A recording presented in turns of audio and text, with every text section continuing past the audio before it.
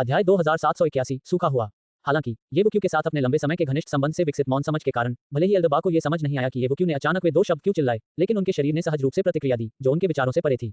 स्वर्गिक दर्रे की महान पूर्णता पर उनकी साधना एक जलप्रपात की तरह उमड़ पड़ी और उन्होंने सीधे अपने हाथ फैलाए और एक हस्त मुद्रा बनाना शुरू कर दिया।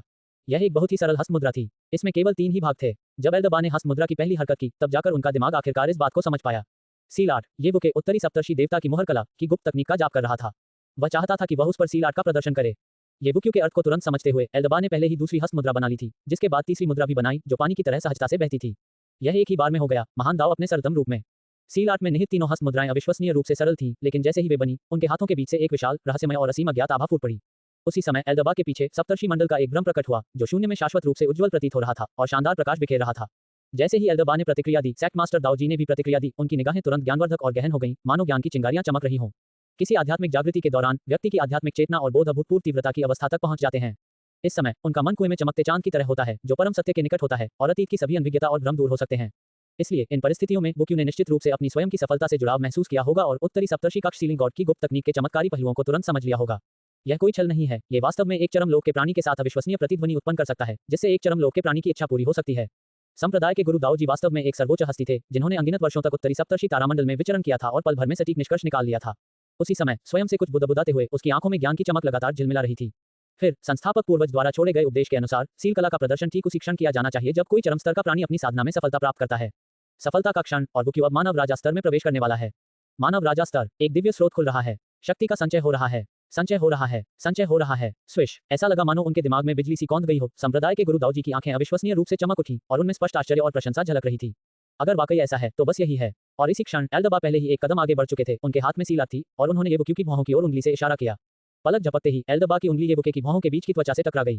पूरी प्रक्रिया जटिल लगती है, लेकिन वास्तव में ये सब पलक झपकते ही हो गया। धमाका, और जैसे ही एल्दबा की उंगली येवुक्यू के माथे को छुई, एल्दबा के पीछे मौजूद बिग डिपर का भ्रम सचमुच बाहर निकल आया, जैसे 7 उल्कापिंड आकाश में तेजी से दौड़ रहे हों। येवुक्यू के शरीर की ओर बढ़े और उसे घेर लिया। दूर से देखने पर येवुक्यू अनंत तारों से भरे आकाश के शीर्ष पर बैठे हुए प्रतीत होते थे। उनका पूरा शरीर जगमगाते बिग डिपर से घिरा हुआ था, जो चकाचौंध भरा और शाश्वत रूप से उज्ज्वल था। फिर येवुक्यू के चारों ओर मौजूद बिग डिपर का भ्रम सिकुड़ने लगा। अलकायद से शुरू होकर एक के बाद एक तारे तेजी से येवुक्यू के शरीर में प्रवेश करने लगे। जैसे ही सप्तर्षि मंडल का प्रत्येक तारा प्रवेश करता, येवुक्यू का बैठा हुआ शरीर चकाचौंध भरी तारों की रोशनी से जगमगा उठता और वह अचानक कांपने लगता। उसका चेहरा हिंसक रूप से विकृत हो जाता, स्पष्ट रूप से अत्यधिक दर्द में होता। उसी समय जैसे जैसे सप्तर्षि मंडल का प्रत्येक तारा उसके शरीर में प्रवेश करता गया, येवुक्यू अचानक थोड़ा थोड़ा कमजोर होता गया, मानो उसे सील किया जा रहा हो। हालांकि इसी क्षण एल्दबा की भौहें फड़क उठीं, क्योंकि उसने पाया कि उसके शरीर में मौजूद युवान शक्ति उसकी उंगली से बाढ़ की तरह बह रही थी, जैसे एक के बाद एक सप्तर्षि मंडल के तारे येवुक्यू के शरीर में प्रवेश कर रहे हों। स्पष्ट रूप से सील आर्ट को शरीर में प्रवेश करने के लिए शक्ति के स्रोत की आवश्यकता होती थी, और शक्ति का ये स्रोत उस व्यक्ति द्वारा प्रदान किया जाना आवश्यक था जो चरम क्षेत्र के प्राणी पर सील आर्ट का प्रदर्शन कर रहा था। ये देखकर एल्दबा ने खुद को संभाला। उनकी आंखों में सूक्ष्म गर्व की झलक थी और उन्होंने अपने शरीर के भीतर मौजूद विशाल युवान शक्ति को अपनी उंगली के माध्यम से प्रवाहित होने दिया, जो उन्मादपूर्वक येवुक्यू के शरीर में प्रवाहित हो रही थी। भाड़ में जाओ नन्हे ये, क्या स्वर्गिक दर्रे की महान पूर्णता पर मेरी साधना की नींव तुम्हें संतुष्ट करने के लिए पर्याप्त नहीं है? हम्फ। एल्दबा बहुत आत्मविश्वासी थे और उनमें थोड़ी सी अकड़ भी झलकती थी। वह न केवल स्वर्गीय दर्रे की महान पूर्णता पर था, बल्कि वह अपने समकक्षों से कहीं आगे था और सर्वोच्च दिव्य शरीर के रहस्यमय शक्ति बोनस के साथ उसके भीतर की गहन और प्रचंड युवान शक्ति एक अविश्वसनीय स्तर पर पहुंच गई थी, जो इस तारों भरे आकाश के नीचे लगभग अद्वितीय थी। वूश वूश वूश, तीसरा, चौथा, पांचवां, एक के बाद एक बिग डिपर के तारे येवुक्यू के शरीर में प्रवेश करते गए। हर बार जब वे प्रवेश करते, येवुक्यू का पूरा शरीर प्रचंड प्रकाश से जगमगा उठता। उसकी आभा अचानक थोड़ी कमजोर हो जाती और उसका चेहरा कभी चमकीला तो कभी धुंधला, कभी लाल तो कभी सफेद हो जाता, जिससे वह कुछ हद तक बीमार और कमजोर दिखाई देता, जो बेहद असामान्य था।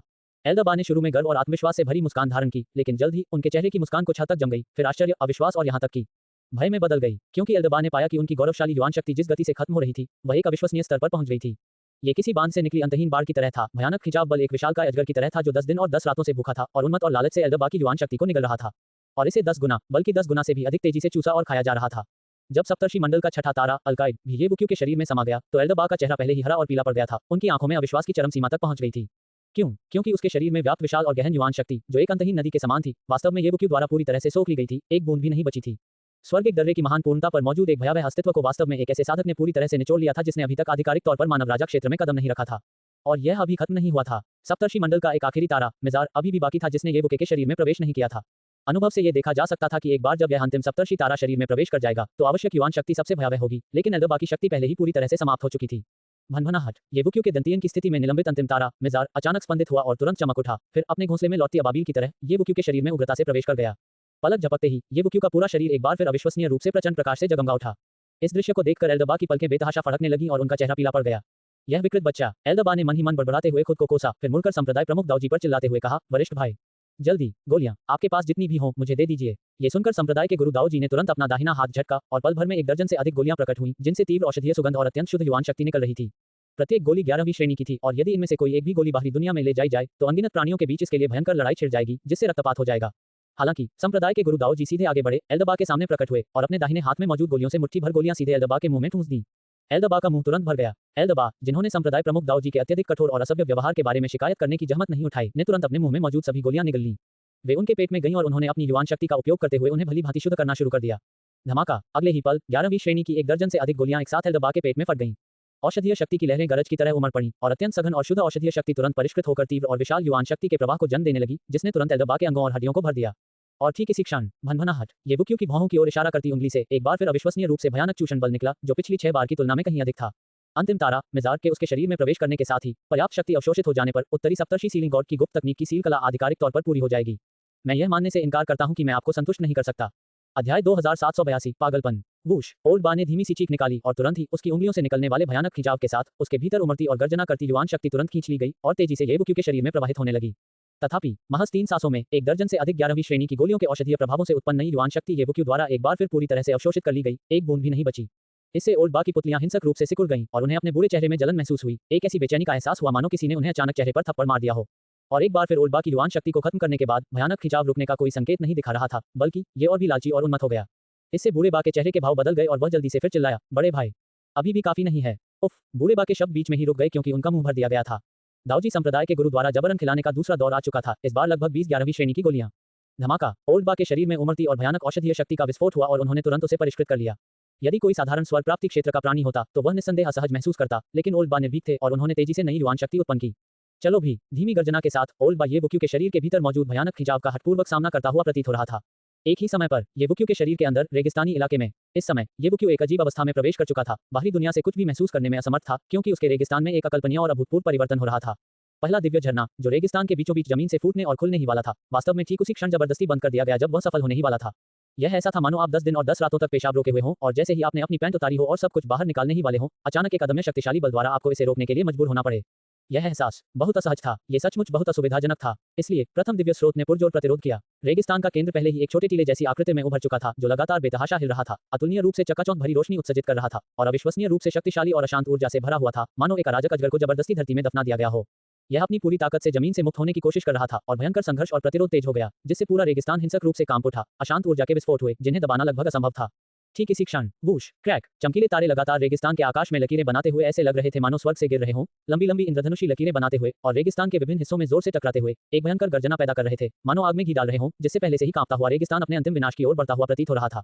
1 2 3 डॉट डॉट डॉट 6 येबुक्यू के शरीर के भीतर रेगिस्तान में कुल 6 चमकीले तारे एक के बाद एक उतरे, शून्य में चमकते हुए, भव्य और शानदार, रहस्यमय और प्राचीन, समय की शुरुआत से निकलने वाली एक विशाल आभा लिए हुए और व्यवस्थित रूप से रेगिस्तान की 6 दिशाओं में बिखर गए। और जिस क्षण ये 6 चमकीले तारे प्रकट हुए, रेगिस्तान के केंद्र में स्थित प्रथम दिव्य झरने का प्रतिरोध और संघर्ष अचानक 10 गुना बढ़ गया, मानो वह जमीन से मुक्त होने का प्रयास कर रहा हो। दरार, रेगिस्तान अचानक फट गया और प्रकाश आकाश की ओर फैल गया। यही प्रथम दिव्य वसंत की शक्ति थी। पफ, बाहर, येबुक्यू का शरीर जो मूर्ति की तरह स्थिर बैठा था, अचानक जोर से कांप उठा और उसी समय उसका गला थरथरा गया, उसके मुंह के कोने से खून बहने लगा। उसका पूरा शरीर अतुलनीय रूप से प्रज्वलित सुनहरी रोशनी से भर गया और उसकी सारी संत युद्ध शक्ति उबल पड़ी। इसे दबाना लगभग नामुमकिन है, येबुके ने कांपती हुई आवाज में मन ही मन बुदबुदाया। हम्फ, और ठीक इसी क्षण ओल्ड बा ने अचानक एक जोरदार दहाड़ लगाई और उसके शरीर में मौजूद सारी युवान शक्ति आकाश और पृथ्वी को बहा ले जाने वाली एक धारा की तरह उसकी उंगलियों के माध्यम से सक्रिय रूप से येबुक्यू के शरीर में प्रवाहित हो गई, जिससे भयानक खिंचाव पैदा हो गया। भनभनाहट, और ठीक इसी क्षण येबुक्यू के शरीर के भीतर मौजूद रेगिस्तानी शून्य के ऊपर 7वां चमकीला तारा प्रकट हुआ। जैसे ही यह 7वां चमकीला तारा प्रकट हुआ, इसने तुरंत रेगिस्तान की 6 दिशाओं में स्थित चमकीले तारों के साथ एक अजीब और शक्तिशाली प्रतिध्वनि उत्पन्न कर दी, जिससे ऐसा प्रतीत हुआ जैसे एक विशाल, रहस्यमय और प्राचीन मोहर बन गई हो। फिर 7वां चमकीला तारा धड़ाम से नीचे गिर पड़ा। वूश, क्रैक, अंतिम कायांक तारा रेगिस्तान की 7वीं दिशा में जोर से टकराया, जिससे धरती को हिला देने वाली गर्जना हुई और फिर प्रकाश की 7 चमकदार और शाश्वत किरणें आकाश में ऊपर उठी, शून्य में अभिसरित हुई और स्पष्ट रूप से एक रहस्यमय प्रकाश ज्वाला का रूप धारण किया जो एक मोहर की शक्ति से उत्प्रोत थी। अगर इस समय कोई येबुक्यू के ऊपर रेगिस्तानी आकाश में खड़ा होकर नीचे रेगिस्तान के पूरे दृश्य को देखे, तो वह निस्संदेह पूरी तरह से स्तब्ध रह जाएगा, क्योंकि जो 7 तारे एक के बाद एक ऊपर चढ़ते और नीचे गिरते थे, वे एक दूसरे की प्रतिध्वनि करते हुए एक पूर्ण चम्मच का आकार बनाते थे, जो बिल्कुल सप्तर्षि मंडल था और ठीक केंद्र में 7 तारों से घिरा हुआ प्रथम दिव्य झरने का स्थान था। ऐसा प्रतीत होता है मानो बिग डिपर ठीक इसी पहले दिव्य वसंत के लिए अवतरित हुआ हो। स्पष्ट शब्दों में कहें तो इसका उद्देश्य इसे उभरने से रोकना था। धमाका, 7 तारों के एक साथ नीचे उतरने और सप्तर्षि मंडल का निर्माण करने के साथ ही पहले दिव्य झरने ने तुरंत एक अभूतपूर्व खतरे को भांप लिया और अपने अंतिम प्रतिरोध के साथ फूट पड़ा। यह बाहर आना चाहता था, यह जमीन से बाहर निकलना चाहता था। जब सभी जीव जंतुओं ने साधना की और मोक्ष प्राप्त किया, तब सर्वोच्च कानून के तहत यही तर्कसंगत संचालन नियम था, लेकिन अब इसे रोकने ही वाला था। स्वाभाविक रूप से ये बेकाबू हो गया और हर कीमत पर प्रतिरोध करने लगा। चटक चटक रेगिस्तान का केंद्र हिंसक रूप से कांपने लगा, एक के बाद एक दरारें फूटने लगी, भयानक प्रकाश आकाश में फैल गया, साथ ही शक्तिशाली ताकतें शरीर के भीतर पूरे रेगिस्तान को हिला देने लगी। वह उभरा हुआ छोटा टीला पहले से ही असीम प्रचंड प्रकाश उत्सर्जित कर रहा था, मानो फटने ही वाला हो। पफ बाहर येवुक्यू का शरीर एक बार फिर बुरी तरह कांप उठा। इस बार उसने सीधे मुंह से ताजा खून थूक दिया, जिससे उसके सामने की जमीन खून से सन गई। उसका पूरा शरीर किसी टूटने वाली चीनी मिट्टी की वस्तु जैसा था, उसका चेहरा बुरी तरह विकृत हो गया था, उसका रंग कभी चमकीला तो कभी काला, कभी लाल तो कभी सफेद हो रहा था। Big Dipper Ceiling Divine Art के प्रवेश से उसकी पूरी आभा लगभग चरम सीमा तक कमजोर हो गई थी, मानो किसी नश्वर प्राणी के समान हो गई हो। लिटिल ये ओल्ड बा ने तुरंत चिंता से चीख मारी और आगे बढ़ने से खुद को रोक नहीं पाई। लेकिन तभी ओल्ड बा को किसी ने पीछे खींच लिया। कार्रवाई करने वाला स्वाभाविक रूप से दाऊजी संप्रदाय का गुरु था। बड़े भाई, बूढ़े बा ने ऊपर से देखा। अगर मैं गलत नहीं हूं तो संस्थापक कुलपति द्वारा छोड़ी गई Big Dipper Ceiling Divine Art में उल्लिखित एक बार का पूर्ण का उद्देश्य येवुक्यू जैसे चरम प्राणियों को संचय और विस्फोटक विकास का अवसर देना है। दाऊजी संप्रदाय के गुरु ने शांत भाव से बात की। ये सुनकर बूढ़े बा की आंखों में भी चमक आ गई। पहले दबाओ फिर बढ़ाओ, पहले कड़वा फिर मीठा। छोटे भाई बा, आपको क्या लगता है कि अगर ठीक उसी क्षण जब वुक्यू मानव राजा क्षेत्र में प्रवेश करता है, ठीक उसी क्षण जब उसका पहला दिव्य स्रोत खुलने वाला होता है, तो ये दिव्य स्रोत अस्थायी रूप से बंद हो जाए तो क्या होगा? दाऊजी संप्रदाय के गुरु ने आराम से जवाब में पूछा। अध्याय 2783 नीचे उतरो। ये संचालन का एक ऐसा नियम है जो खेती के नियमों के विरुद्ध जाता है, इसलिए वुक्यू का पहला दिव्य झरना हताशा से प्रतिरोध करेगा, मिट्टी को भेदने की कोशिश करेगा। तो क्या होगा यदि यह प्रतिरोध न कर सके और अंततः वेद डिवाइन सीलिंग द्वारा जबरदस्ती और अस्थायी रूप से सील कर दिया जाए? तब सफलता की शक्ति प्रथम दिव्य स्रोत के भीतर तेजी से एकत्रित होगी, निरंतर विस्तार करती हुई और एक ही झटके में मोहर को तोड़ने के लिए और भी अधिक भयानक शक्ति को बाहर निकालती हुई। और फिर ये कहते ही बूढ़ा बा अचानक रुक गया, उसकी आंखें असीम आश्चर्य और विस्मय से भर गई थीं। स्पष्टतः संप्रदाय के गुरु दाऊ जी के मार्गदर्शन में उन्होंने इस वेद दिव्य सीलिंग गुप्त तकनीक के वास्तव में भयावह पहलू का भी पता लगा लिया था। जब ये ब्रेक थ्रू शक्ति अपनी सीमा तक विस्तारित हो जाएगी और वुक्यू इसे पूरी तरह से खोलने के लिए रिलीज सील का प्रदर्शन करेगा, तो वह किस तरह का दृश्य होगा? संप्रदाय के गुरु दाऊ जी का स्वर धीरे धीरे उत्तेजित होता गया। साधारण प्राणियों के लिए मानव जगत में प्रवेश पाने के लिए एक एक करके दिव्य स्रोतों को खोलना पड़ता है और इसके लिए एक चरणबद्ध प्रक्रिया का पालन करना पड़ता है। इसमें कोई शॉर्टकट नहीं है, ये सब धीमी और निरंतर मेहनत पर निर्भर करता है, यहाँ तक कि सबसे अद्भुत दिव्य प्रतिभाओं और उत्कृष्ट व्यक्तियों के लिए भी। लेकिन वुक्यू, जिसने वेद दिव्य सीलिंग गुप्त तकनीक को सफलतापूर्वक अंजाम दिया है, वह निश्चित रूप से परंपराओं को तोड़ेगा और युगों के बंधनों को चकनाचूर कर देगा। जरा सोचिए, सीलिंग खोलने के क्षण में ये वुक्यू एक ही बार में कितने दिव्य झरने खोलेगा?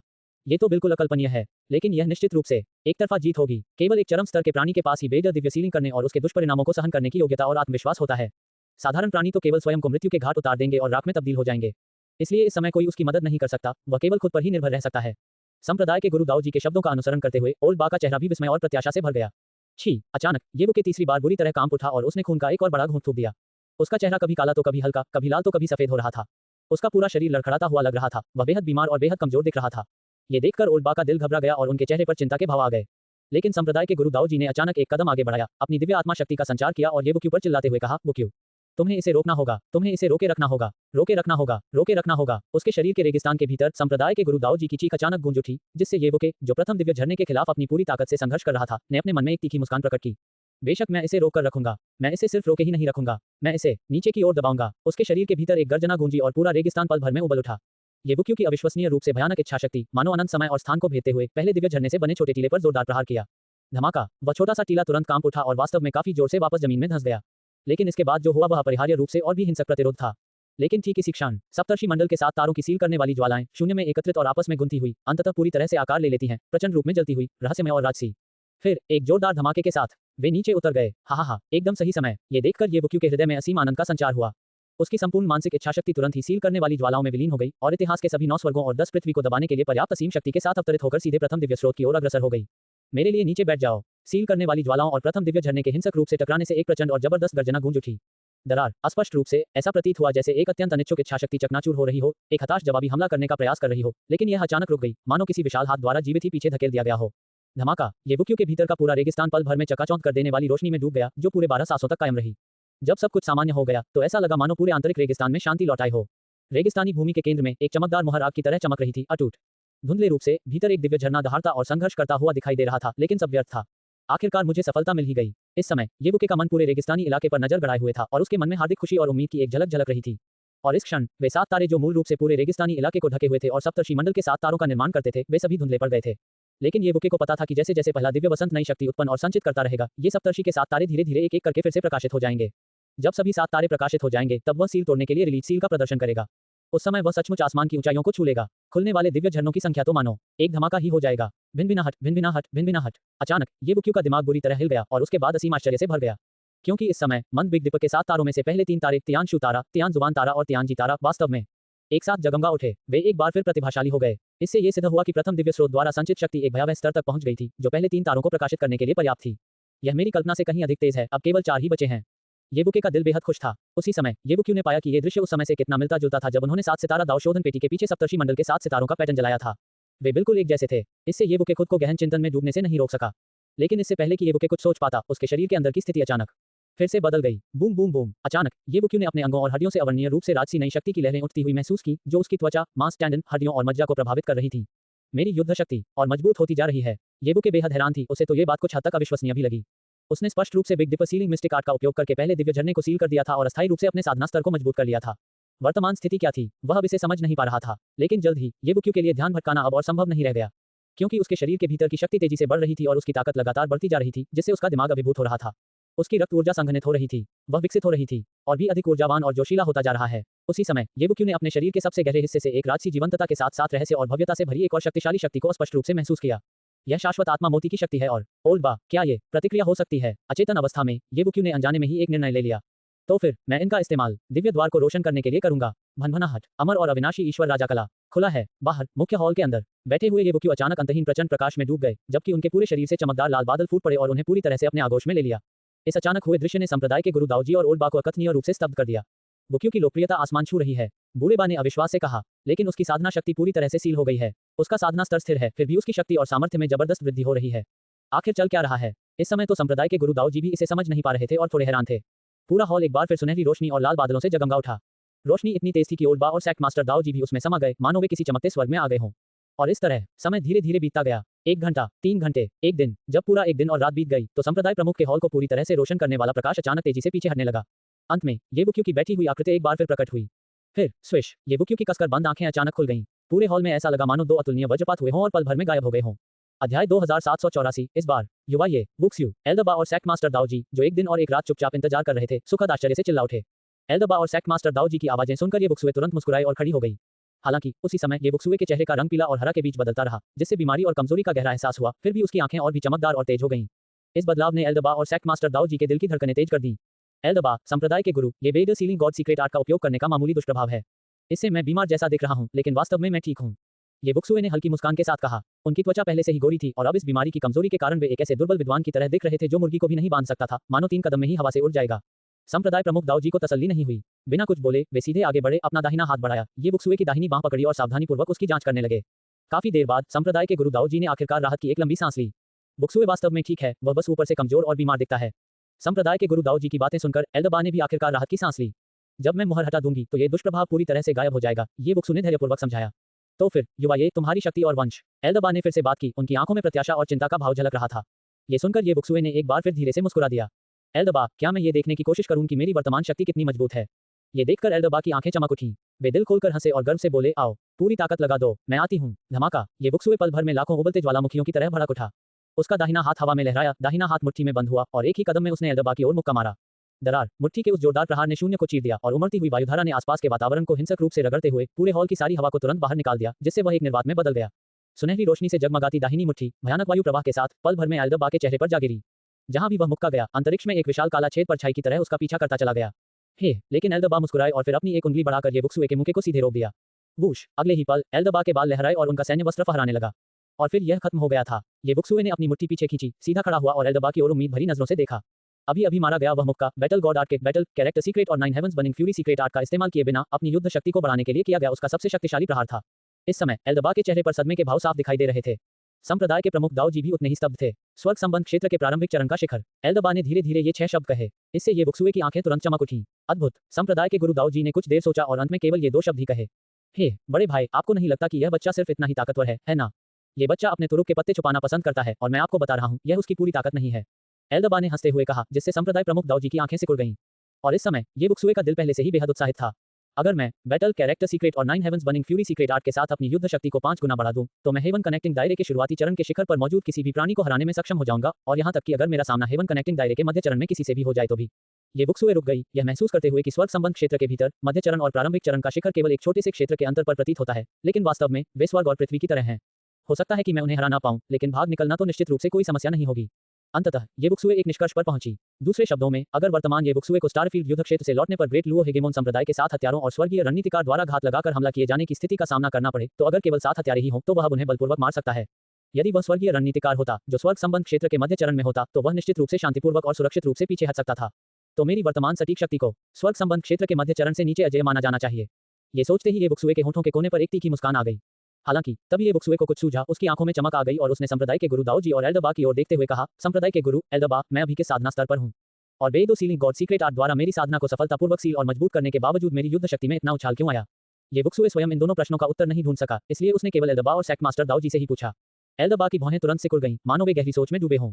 लेकिन संप्रदाय के गुरु दाऊ जी ने हल्की मुस्कान के साथ कहा, शायद ऐसा इसलिए है क्योंकि बुक्सुए, तुम्हारा संचय बहुत गहरा है, इतना गहरा कि बेदो सीलिंग गॉड सीक्रेट आर्ट भी तुम्हारे भीतर की सारी शक्ति को पूरी तरह से रोक नहीं पाए और उसका कुछ अंश बाहर निकल गया। आखिरकार तुमने वास्तव में सफलता प्राप्त कर ली है और तुम्हें एक वास्तविक मानव राजा क्षेत्र का साधक माना जा सकता है। बस तुम्हारी पहली दिव्य शक्ति अस्थायी रूप से सील हो गई है। एक अर्ध मानव राजा, बिल्कुल। संप्रदाय के गुरु दाऊ जी की बातें सुनकर ये बुक्सुए ने धीरे से सिर हिलाया, क्योंकि उसे ये बातें बहुत तर्कसंगत लगी।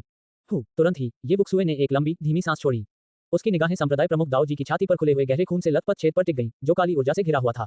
उसे मानो उसके भीतर एक प्रेत जैसा चेहरा दिखाई दिया और उसकी आंखें निर्मम रूप से गंभीर हो गईं। इतने प्रयासों के बाद आखिरकार इसका असर हुआ। जैसे ही ये शब्द उनके मुंह से निकले, ये बुक्सुए का पूरा शरीर अचानक चकाचौंध भरी लाल रोशनी से जगमगा उठा।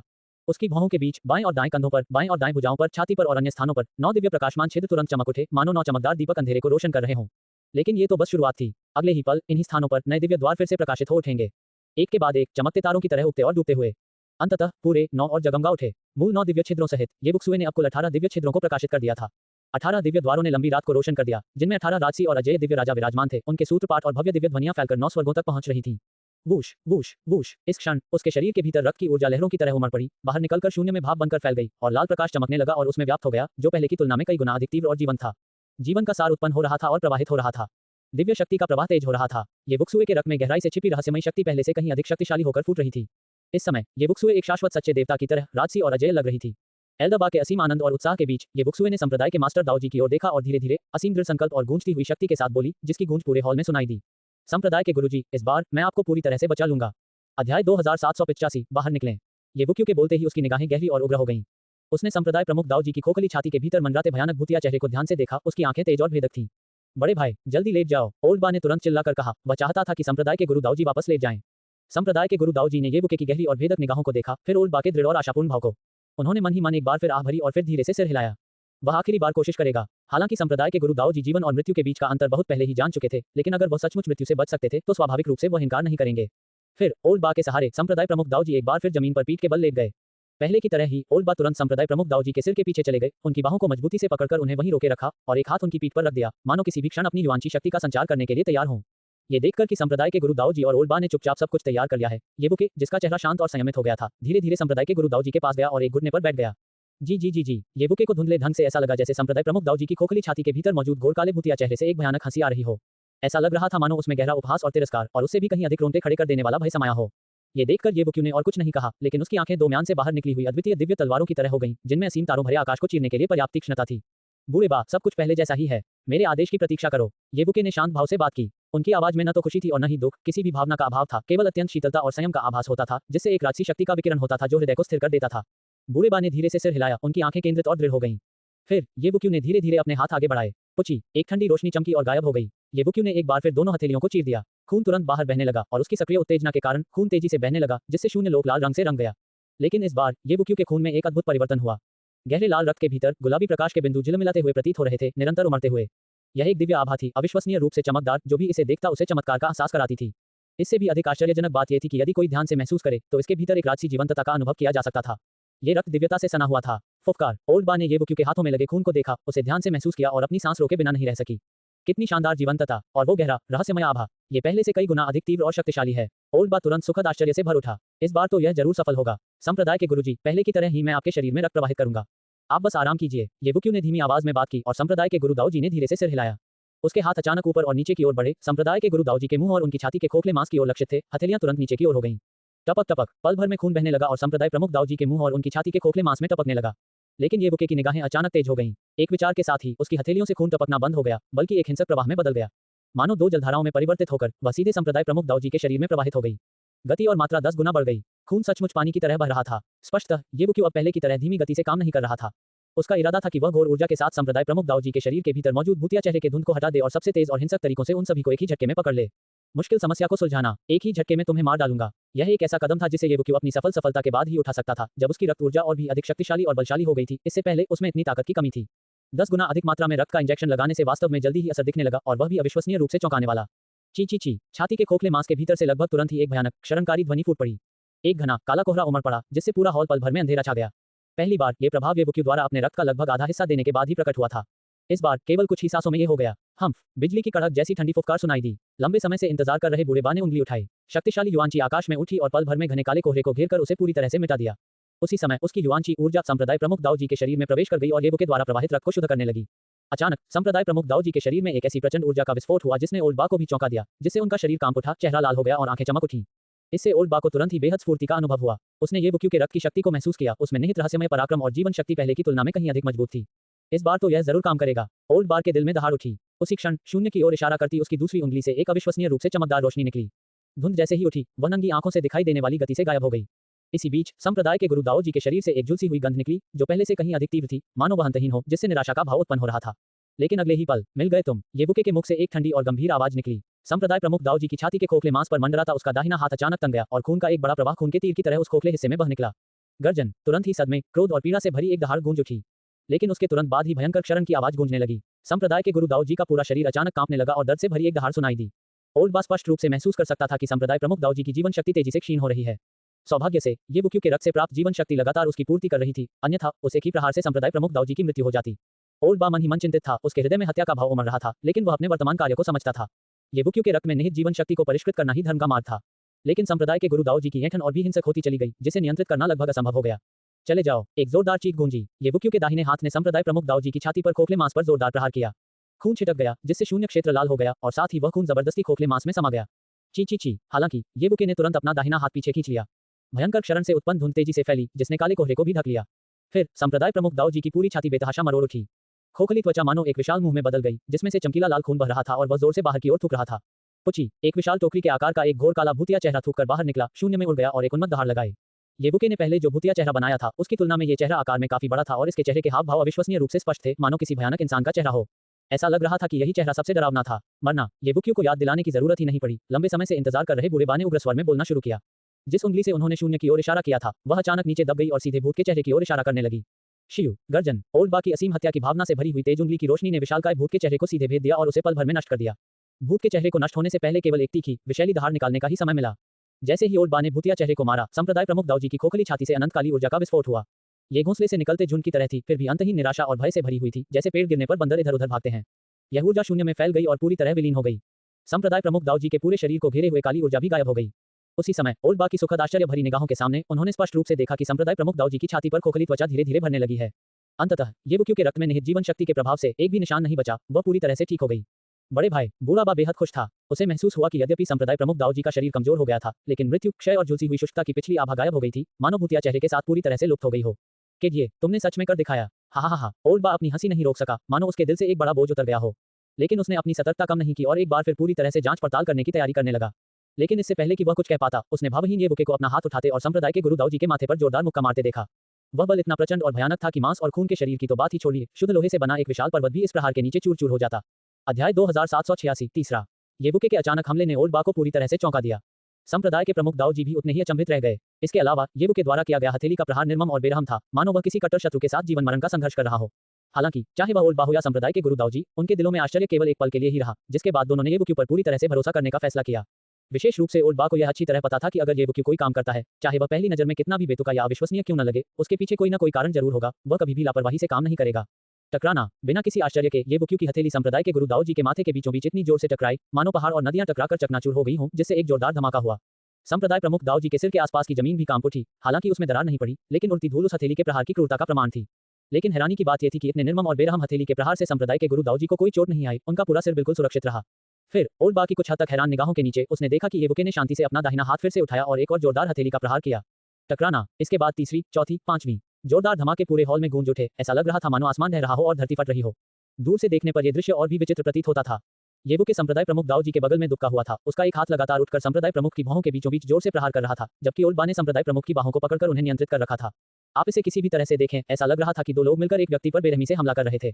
धड़ धड़ धड़। जैसे ही येवुके ने 18वीं बार अपना दाहिना हाथ उठाया, ओल्ड बा आखिरकार अपनी जिज्ञासा को रोक नहीं पाया और पूछा, बुके, तुमने आखिर क्या खोजा? मानो उसे लंबे समय से ओल्ड बा के पूछने की उम्मीद थी। येवुके के होठों के कोनों पर एक तीखी, ठंडी मुस्कान आ गई, लेकिन उसके दाहिने हाथ ने बिना किसी झिझक के एक बार फिर संप्रदाय प्रमुख दाऊ जी की बाहों के बीचों बीच प्रहार किया। टकराना। हॉल में जोरदार गड़गड़ाहट हुई और धूल उड़ने लगी। बूढ़े बा, अभी खेल खत्म नहीं हुआ है। संप्रदाय प्रमुख के शरीर के अंदर सिर्फ एक भूतिया चेहरा नहीं है, बल्कि 3 है। जैसे ही ये शब्द बोले गए, ओल्ड बा की निगाहें अचानक जम गईं और फिर उनके भीतर एक रूह कंपा देने वाली ठंडक उमड़ पड़ी। 2 अंग संप्रदाय प्रमुख की छाती के मांसल खोखले भाग में छिपे हुए थे, एक बड़ा और एक छोटा, एक उथला और एक गहरा। शुरुआत में हम लुओ उत्तरी सम्राट की विचित्र विधियों को नहीं समझ पाए थे, इसलिए पहली बार में हमने केवल सबसे कमजोर छोटे अंग को ही निकाला, ये सोचकर कि हम सफल हो गए हैं। वास्तव में हमने केवल लक्षणों का उपचार किया, मूल कारण का नहीं। छोटे वाले के मारे जाने के बाद बड़ा वाला प्रकट हुआ, जिससे दूसरा भूतिया चेहरा सामने आया जिसे हमने अभी नष्ट किया है। ऐसा लग रहा था मानो दूसरे भूतिया चेहरे के नष्ट होने के बाद जश्न का माहौल बन गया हो और संप्रदाय प्रमुख आखिरकार चैन की सांस ले सकें, लेकिन ऐसा नहीं है। येबुके के बोलते ही उनका दाहिना हाथ एक पल के लिए भी नहीं रुका, लगातार ऊपर उठता रहा और फिर जोर से नीचे पटकता रहा। हालांकि जैसे जैसे मेरी रक्त शक्ति विकसित और मजबूत होती गई, इस बार जब यह संप्रदाय के गुरु के शरीर में प्रवाहित हुई, तो मेरी चेतना रक्त के साथ साथ उनके पूरे शरीर में प्रवाहित होती गई और मैंने सब कुछ महसूस किया। हमने जिन बड़े और छोटे भूतिया चेहरों को नष्ट किया, वे महज संप्रदाय प्रमुख के भौतिक शरीर पर परजीवी थे। वे दिखाई तो देते थे, लेकिन वे ध्यान भटकाने का काम करते थे। असली खतरा तो भौतिक शरीर में नहीं है। संप्रदाय के गुरु ने वास्तव में पहली विफलता के बाद स्वयं ही इसका पता लगाया। उत्तरी सम्राट लुओ के तरीके विचित्र हैं। वह न केवल संप्रदाय प्रमुख के भौतिक शरीर को प्रताड़ित करना चाहता है, बल्कि वह संप्रदाय प्रमुख की आत्मा को भी प्रताड़ित करना चाहता है। इसलिए संप्रदाय के गुरु की आत्मा के भीतर अर्थात उनके दिव्य आत्मा क्षेत्र के भीतर एक तीसरा प्रेत चेहरा विद्यमान है। अगर इस भूतिया चेहरे को नहीं हटाया गया, तो अब तक की सारी मेहनत व्यर्थ हो जाएगी। हम फिर भी संप्रदाय प्रमुख की जान नहीं बचा पाएंगे। जैसे ही ये शब्द मुंह से निकले, येबुक्यू का हाथ 23वीं बार उठा और फिर एक बार फिर जोर से नीचे पटक दिया। टकराना। 23वीं हथेली संप्रदाय के गुरु दाओ जी के माथे के बीचों बीच लगी। एक जोरदार धमाका हुआ और धूल उड़ने लगी। अब तक बूढ़े बा का चेहरा एकदम ठंडा पड़ चुका था और उसकी आंखों में एक भयानक हत्या का इरादा उभर आया था। उस नीच प्राणी के ख्याल से ही बूढ़े बा के दिल में हत्या का इरादा और नफरत उबलते तेल की तरह उबल रही थी। लेकिन वह पहले ही देख चुका था कि यद्यपि येबुक्यू की प्रत्येक हथेली अविश्वसनीय रूप से निर्मम थी, वह युआनची या युद्ध शक्ति का उपयोग नहीं कर रहा था, बल्कि दिव्य आत्मा शक्ति का उपयोग कर रहा था। ये संप्रदाय के गुरु दाओ जी के दिव्य आत्मा क्षेत्र के भीतर सीधे तौर पर कार्य कर रहा था। इसका एक कारण यह भी था कि संप्रदाय प्रमुख दाओ जी ने अपनी सारी सुरक्षा खोल दी थी, अन्यथा संप्रदाय प्रमुख दाओ जी की टोंटियन महान पूर्णता की साधना अवस्था के साथ येबुक्यू पहले ही प्रहार के क्षण में भारी प्रतिझटके से राख हो जाता। ये रहा। अचानक येबुके ने गंभीर स्वर में कहा। ओल्ड बा की निगाहें तुरंत उस आवाज की ओर गईं और उन्होंने तुरंत देखा कि संप्रदाय प्रमुख दाओ जी की खोपड़ी के शीर्ष पर एक उभार दिखाई दिया, जो लगातार हिल रहा था मानो उसके अंदर कोई जीवित प्राणी छिपा हो। Whoosh whoosh whoosh. उसी समय संप्रदाय प्रमुख दाओ जी के सिर के ऊपर अचानक 23 हल्की चमक दिखाई दी, जो घनी और सघन दिव्य आत्मा शक्ति से उत्प्रोत थी। 23 चमकें एक छोटे से प्रतिबंध की तरह थीं, जो संप्रदाय प्रमुख के सिर के अंदर रेंगती उभरी हुई चीज को मजबूती से सील कर रही थी। येबुक्यू द्वारा अभी किए गए 23 हाथों के प्रहार का यही वास्तविक उद्देश्य था, संप्रदाय के गुरु दाओ जी के दिव्य आत्मा क्षेत्र में दिव्य आत्मा शक्ति भेजना और एक मुहर स्थापित करना। पल भर में रेंगती हुई उभरी हुई चीज बेताब हो गई और उस सील को फाड़ने की बेताब कोशिश करने लगी। संप्रदाय के गुरु दाओ जी का पहले शांत शरीर एक बार फिर कांपने लगा और वह दर्द से चीखने लगे। हे भगवान, मुझे अपनी दिव्य आत्मा की शक्ति उधार दो, चलो साथ मिलकर इस आखिरी भूतिया चीज को चीर फाड़ कर खत्म कर दें। येबुक्यू भौंका। अचानक उसके माथे पर एक सुनहरी ऊर्ध्वाधर आंख उभर आई, जो दिव्य आत्मा शक्ति के प्रवाह से तीव्र सुनहरी रोशनी से चमक रही थी। एक छोटी सुनहरी आकृति प्रकट हुई, जो देखने में येबुक्यू का अनगिनत गुना छोटा रूप लग रही थी। ओल्ड बा ने कुछ नहीं कहा, बल्कि येबुके की बाहों के बीच प्रकट हुई छोटी सुनहरी आकृति की ओर उंगली से इशारा किया। पल भर में उस छोटी सुनहरी आकृति का प्रकाश तीव्र हो गया, 10 गुना से भी अधिक चमकीला। छप छप। अगले ही पल येबुक्यू की दाहिनी हथेली से एक बार फिर खून बह निकला, जिससे शून्य लोक लाल रंग से रंग गया। छोटी सुनहरी आकृति ने एक कदम आगे बढ़ाया, खून के छींटों के बीच से गुजरी और तुरंत ही ऐसा प्रतीत हुआ मानो उसका सुनहरा शरीर खून से लथपथ हो। अपने ही रक्त में लथपथ येबुक्यू की दिव्य आत्मा शक्ति से निर्मित छोटी सुनहरी आकृति ओल्ड बा की शक्ति को धारण करते हुए एक जोरदार आवाज के साथ संप्रदाय के गुरु दाओ जी के दिव्य आत्मा क्षेत्र में प्रवेश कर गई। भनभनाहट। एक गर्म और विशाल आभा उसकी ओर तेजी से बढ़ी। ये संप्रदाय के गुरु दाओ जी का दिव्य आत्मा क्षेत्र था। एक छोटी खून से लथपथ सुनहरी आकृति मानो स्वर्ग से उतरकर प्रकट हुई और फिर उस चेहरे पर एक निर्मम ठंडक का भाव दिखाई दिया, जो अनगिनत बार सिकुड़ चुका था। अध्याय 2787। येबुके, मैं लंबे समय से तुम्हारा इंतजार कर रहा था, क्योंकि अपनी दृष्टि के अंत में 23 दिव्य आत्मा प्रकाश स्तंभों से घिरे केंद्र में, जो दाओ एक्सट्रीम संप्रदाय के गुरु के दिव्य आत्मा स्थान के भीतर गहराई में स्थित था, उन्होंने एक प्रेत का चेहरा देखा। इससे पहले के 2 घोरकाले भूतिया चेहरों के विपरीत ये चेहरा पूरी तरह से खून जैसा लाल था, एक गहरा लाल भूतिया चेहरा। इस समय रक्त लाल भूत का चेहरा उन्मत्त होकर 23 प्रकाश स्तंभों द्वारा निर्मित दिव्य आत्मा की मुहर पर प्रहार कर रहा था, विशैली और तीखी दहाड़ें निकाल रहा था और मुक्त होने ही वाला था। मैं तुम्हारी जान ले लूंगा। उस छोटी सुनहरी आकृति से एक जोरदार दहाड़ निकली, एल्डरबाई की ओर से एक भयंकर गर्जना, जो हत्या के इरादे से उबल रही थी। छोटी सुनहरी आकृति, जो येबुक्यू थी, ने जरा भी संकोच नहीं किया और सीधे एक कदम आगे बढ़ाते हुए एक सुनहरे उल्कापिंड की तरह मुहर की ओर दौड़ी और उसमें समा गई। जब रक्त लाल भूतिया चेहरे ने उस छोटी सुनहरी आकृति को अंदर आते देखा, तो उसके भयानक चेहरे तुरंत भयंकर हो गए और वह सचमुच आगे की ओर झपटा, अपने नुकीले दांत और पंजे दिखाते हुए उसका मुंह चौड़ा और अनंत तक फैलता गया, मानो वह उस छोटी सुनहरी आकृति को पूरी तरह निगलने के लिए एक अथाह मुंह में बदल रहा हो। लेकिन येबुके ने जरा भी भय नहीं दिखाया। सोने की वह छोटी सी आकृति अचानक स्थिर खड़ी हो गई, बिना हिले डुले। उसका मासूम चेहरा गंभीरता और खौफनाक हत्या के इरादे से भरा हुआ था। एल्डरबाई की दिव्य आत्मा शक्ति चकाचौंध भरी चमक के साथ उसके चारों ओर फूट पड़ी, जिससे रक्त लाल भूत का चेहरा कुछ पल के लिए ठहर गया। अराजकता और असीमितता का नाश करो। दाओ एक्सट्रीम सैक मास्टर के दिव्य आत्मा क्षेत्र के भीतर एक भव्य और प्रभावशाली चीख गूंज उठी। ये अगर मैं काट डालूं कि 3 महान विरासतों में से विचारों का नाश करो और अमर प्राणियों को बुझा दो का चौथा नष्ट करो चरित्र था, जो आत्मा पर आधारित एक अद्वितीय हत्या का दांव था। येबुक्यू ने एक बार इसका इस्तेमाल तब किया था जब वह बेडो दाओ एक्सट्रीम सैक में ट्रू डिसाइपल प्रतियोगिता में भाग ले रहा था और वू वानिक्सन के साथ अपने अंतिम द्वंद्व युद्ध के दौरान। अब इसे दोबारा इस्तेमाल करने पर इसकी शक्ति दर्जनों गुना से भी अधिक बढ़ गई थी। एल्डरबाई की वर्तमान दिव्य आत्मा शक्ति के साथ मिलकर ये प्रहार निश्चित रूप से धरती को हिला देने वाला था। वूश। वह छोटी सुनहरी आकृति प्रचंड सुनहरी रोशनी से घिरी हुई थी। ये येबुक्यू की दिव्य आत्मा शक्ति से निर्मित एक दिव्य भ्रूण थी। इस क्षण अपने छोटे हाथ के एक झटके से उसके हाथ में एक चमकदार सुनहरी दिव्य तलवार प्रकट हुई, जिसकी रोशनी इंद्रधनुष की तरह फैल रही थी। यह एल्डरबाई की शक्ति थी। मरना। छोटी सुनहरी आकृति प्रकाश की एक धारा में परिवर्तित हो गई और खून जैसे लाल भूत के चेहरे की ओर दौड़ पड़ी। अपना दाहिना हाथ उठाते हुए चमकदार सुनहरी दिव्य तलवार अत्यंत गति से नीचे उतरी।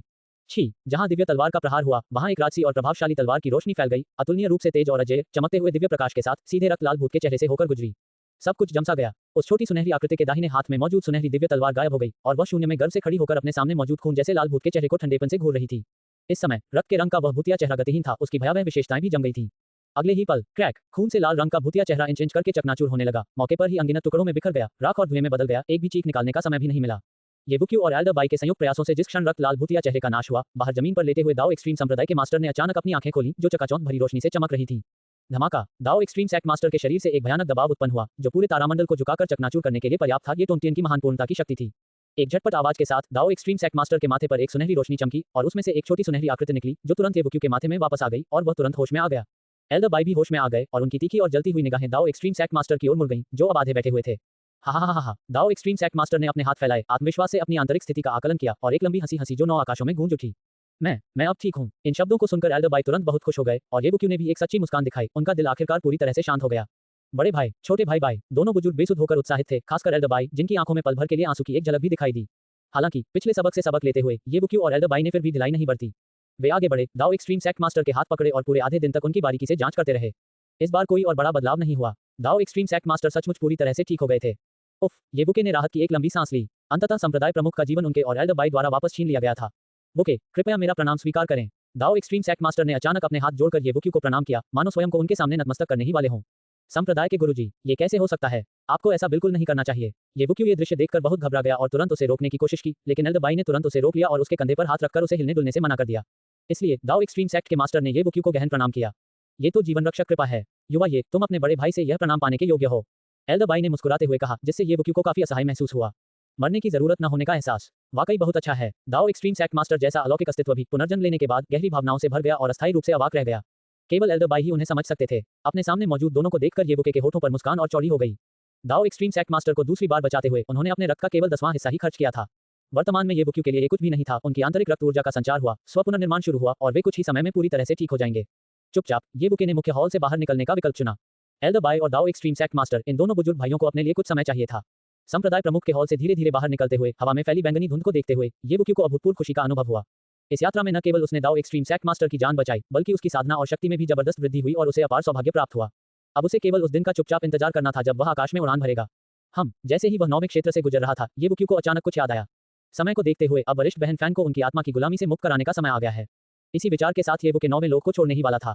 लेकिन तभी येबुके की निगाह अचानक थोड़ी सी आगे एक जगह पर पड़ी, जहां अचानक 5 आकृतियां प्रकट हुईं। 4 पुरुष और एक महिला। वे अजनबी नहीं थे, वे कोई और नहीं बल्कि युएबुजी और उनके 4 महान सेनापति थे। येबुके, मैं तुम्हारा लंबे समय से इंतजार कर रहा था। युएबुजी की आवाज धीरे धीरे सुनाई दी, जिसमें पहले कभी न देखी गई गहराई थी, मानो वह येबुक्यू का यहाँ बहुत लंबे समय से इंतजार कर रहा हो।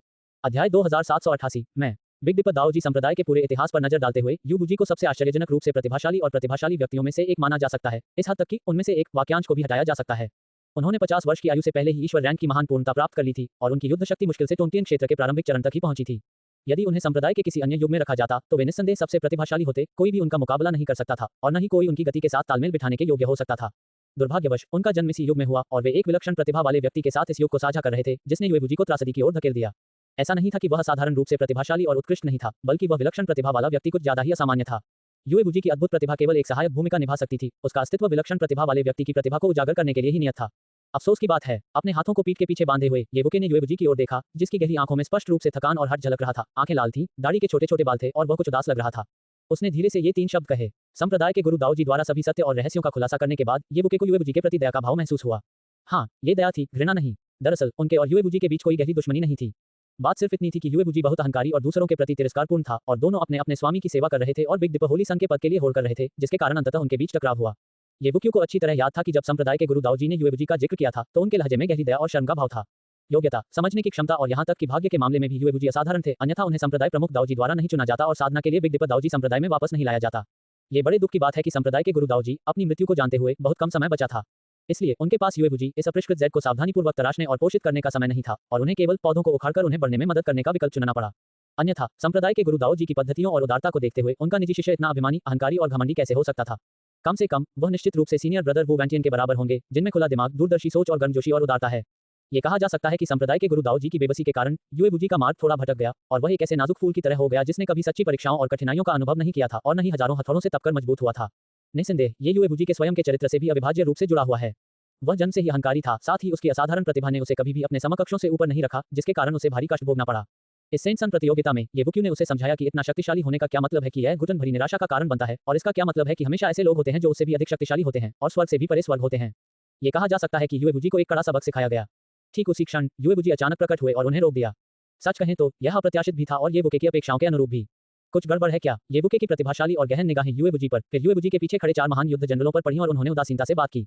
और जैसे ही उसकी निगाह उन पर पड़ी, युएबुजी के चारों महान युद्ध सेनापति कांप उठे, उनके चेहरे कुछ पीले पड़ गए। हालांकि येबुक्यू में कोई उतार चढ़ाव नहीं दिख रहा था और उसका रंग भी कभी हल्का तो कभी गहरा, कभी हरा तो कभी लाल हो रहा था, जिससे वह कमजोर और बीमार सा लग रहा था। फिर भी उसकी निगाहों में अपार शक्ति समाई हुई थी। उसकी एक हल्की सी नजर भी उनके चारों आत्माओं को कपकपा देने के लिए काफी थी। विशेष रूप से नीली मोरनी, वह अपना सिर उठाने की भी हिम्मत नहीं कर पा रही थी। उसका कोमल शरीर कांप रहा था और वह अपना सिर नीचे झुकाए हुए थी, मानो उसमें येबुक्यू की ओर देखने का भी साहस न हो। उसका सुंदर चेहरा मोम के कागज जैसा था।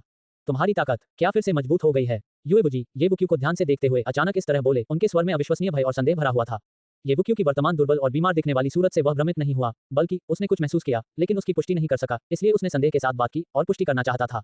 जब उसके पीछे खड़े उसके 4 महान युद्ध सेनापतियों ने ये शब्द सुने, तो उनके शरीर बुरी तरह कांप उठे, विशेषकर एम्पर कैलामिटी, जो एकमात्र ऐसा था जिसने अभी भी अपना संयम बनाए रखा था। उसने अब ऊपर देखा और येबुक्यू को ध्यान से घूरने लगा। मैं तुम्हें 10 और सांसें लेने का समय दूंगा। येबुक्यू ने न तो पुष्टि की और न ही खंडन किया, बल्कि उदासीनता से जवाब दिया। स्पष्टतः उसका अप्रत्यक्ष तात्पर्य युएबुजी को जल्दी से मुद्दे पर आने के लिए कहना था और उसके पास केवल 10 सांसों का समय बचा था। ये सुनकर युएबुजी के चेहरे के भाव तुरंत बदल गए। उनकी आंखों में तुरंत क्रोध उमड़ आया, लेकिन फिर यह क्रोध हैरानी, निराशा, अनिच्छा और संघर्ष की भावना में तब्दील हो गया। सच कहूं तो चयन प्रक्रिया समाप्त होने से लेकर अब तक ये पिछले 10 से अधिक दिन युएबुजी के लिए बहुत कठिन रहे हैं। इन्हें सहन करना बहुत मुश्किल रहा है। निराशा, अनिच्छा, संघर्ष और क्रोध की भावनाएं उसे जकड़े हुए थीं, जो उसे दिन रात पीड़ा देती थीं। वह राज्याभिषेक समारोह में भी उपस्थित नहीं हुआ, या शायद वह बस उपस्थित होना ही नहीं चाहता था।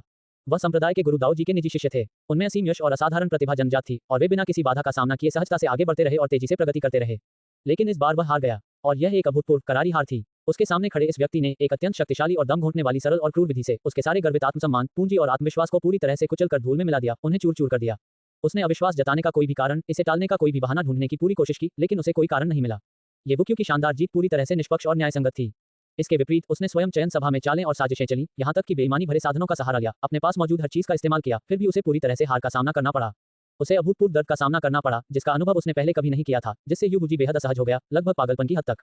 वह अपने दिल में दबी हुई निराशा, दबी हुई हताशा को किसी से साझा करना चाहता था, लेकिन उसे कोई ऐसा व्यक्ति नहीं मिला जिससे वह बात कर सके। चारों महान युद्ध सेनापति उसका अत्यंत सम्मान और आदर करते थे, जिसके कारण उनके सामने अपनी बात रखना असंभव था। जितना ज्यादा वह इसे दबाने की कोशिश करता, उतना ही ज्यादा उसे असहज महसूस होने लगता। समय बीतने के साथ वह अपने दुखों को शराब में डुबोने लगा और कई दिनों रात नशे में धुत रहता था। फिर भी अपनी अर्धचेतन अवस्था में उसे कुछ समझ आ गया था। एक अभूतपूर्व गहन आत्मचिंतन का अनुभव हुआ था, लेकिन उस चिंतन के उत्तर ने युएबुजी को घबराहट का एहसास कराया। यदि यह सच था, तो उसका पिछला चरित्र और कार्य करने का तरीका कितना मूर्खतापूर्ण और व्यर्थ रहा होगा। वह इसे स्वीकार करने को तैयार नहीं था। वह पूरी तरह से निराश हो गया। लेकिन अजीब बात यह है कि नशे की इस बेहोशी, दबी हुई निराशा और बेचैनी की स्थिति में भी उनकी साधना में वास्तव में थोड़ी प्रगति हुई और उनकी ताकत चयन सभा की तुलना में काफी अधिक बढ़ गई। ये कहना होगा कि युएबुजी की प्रतिभा वास्तव में असाधारण थी। वह ऐसी परिस्थितियों में भी और मजबूत हो सकता था, और उसका भाग्य भी असाधारण था। अपने अतीत को लेकर थोड़ी घबराहट और दिल में दबी हुई निराशा के साथ साथ युएबुजी को यह पता था कि येबुक्यू 9वें स्तर के क्षेत्र में पहुंच गया है, और उसने इन सब बातों को येबुक्यू के प्रति जुनून में बदल दिया। वह येबुक्यू के साथ एक और रोमांचक मुकाबला करना चाहता था।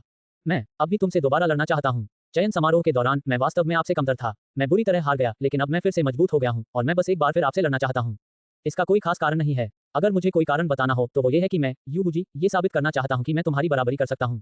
मुझ पर तुम्हारी जीत केवल अस्थायी है, तुम मुझे हमेशा के लिए नहीं हरा सकते। युएबुजी ने ये शब्द सीधे सीधे गरजते हुए कहे। उसकी आंखें लाल थीं, सांसें तेज चल रही थीं, उसका चेहरा उदास और उत्तेजित था। 10 से अधिक दिनों से जमा हुआ सारा गुस्सा, दर्द, बेचैनी और पागलपन इन दो वाक्यों के साथ उसके दिल से फूट पड़ा, जिससे युएबुजी को मानो एक गहरी राहत मिली। हालांकि ऐसी चुनौती कुछ हद तक हास्यास्पद और बचकानी लग रही थी। चारों महान युद्ध जनरलों ने अपने युवा स्वामी की दहाड़, उनके निराश और उत्तेजित रूप को देखा, और उनके चेहरों पर गहरी अनिच्छा और आत्मनिंदा के साथ साथ उदासी भी दिखाई दी। हु दहाड़ने के बाद युएबुजी ने हौंकते हुए सांस ली और येबुक्यू को ध्यान से देखा। उसकी लाल आंखें अभी भी हैरानी, संघर्ष, अनिच्छा और उग्रता की विभिन्न जटिल भावनाओं से भरी हुई थीं। स्पष्टतः युएबुजी इस समय एक असमंजस भरे चौराहे पर खड़ा था। शायद एक विचार उसे स्वर्ग की ओर ले जा सकता था, या एक विचार उसे नरक की ओर ले जा सकता था। येबुके सीधे खड़े थे, हाथ पीठ के पीछे बंधे हुए थे। उनकी प्रतिभाशाली और गहरी आंखें भी इस समय युएबुजी को देख रही थी। उनका चेहरा शांत था, उनके विचार अज्ञात थे। आकाश और पृथ्वी के बीच सन्नाटा पसरा हुआ था। आगे बढ़ो। कुछ क्षण बाद येबुके की उदासीन आवाज ने सन्नाटा तोड़ दिया। उन्होंने वास्तव में युएबुजी की कुछ हद तक हास्यास्पद चुनौती को स्वीकार कर लिया। अध्याय 2789 स्वामी चंद्रदेव ने 9 आकाशों को चकनाचूर कर दिया। युएबुजी ने आकाश की ओर दहाड़ लगाई, मानो सदियों बाद अचानक कोई शांत ज्वालामुखी फट पड़ा हो और लगातार उबलता लावा उगल रहा हो। उसका शरीर निर्मल हो गया और असीम प्रकाश बिखेरने लगा। उसके पीछे पूर्णिमा का चंद्रमा उदय हुआ, मानो मनुष्य और चंद्रमा का विलय हो गया हो, और वह 9 आकाशों की ओर बढ़ते हुए चांदी जैसी चमक बिखेर रहा हो। गड़गड़ाहट, चमकीला चांद 9 आकाशों के ऊपर उठा, फिर तेजी से नीचे गिरा और येबुक्यू पर आ गिरा।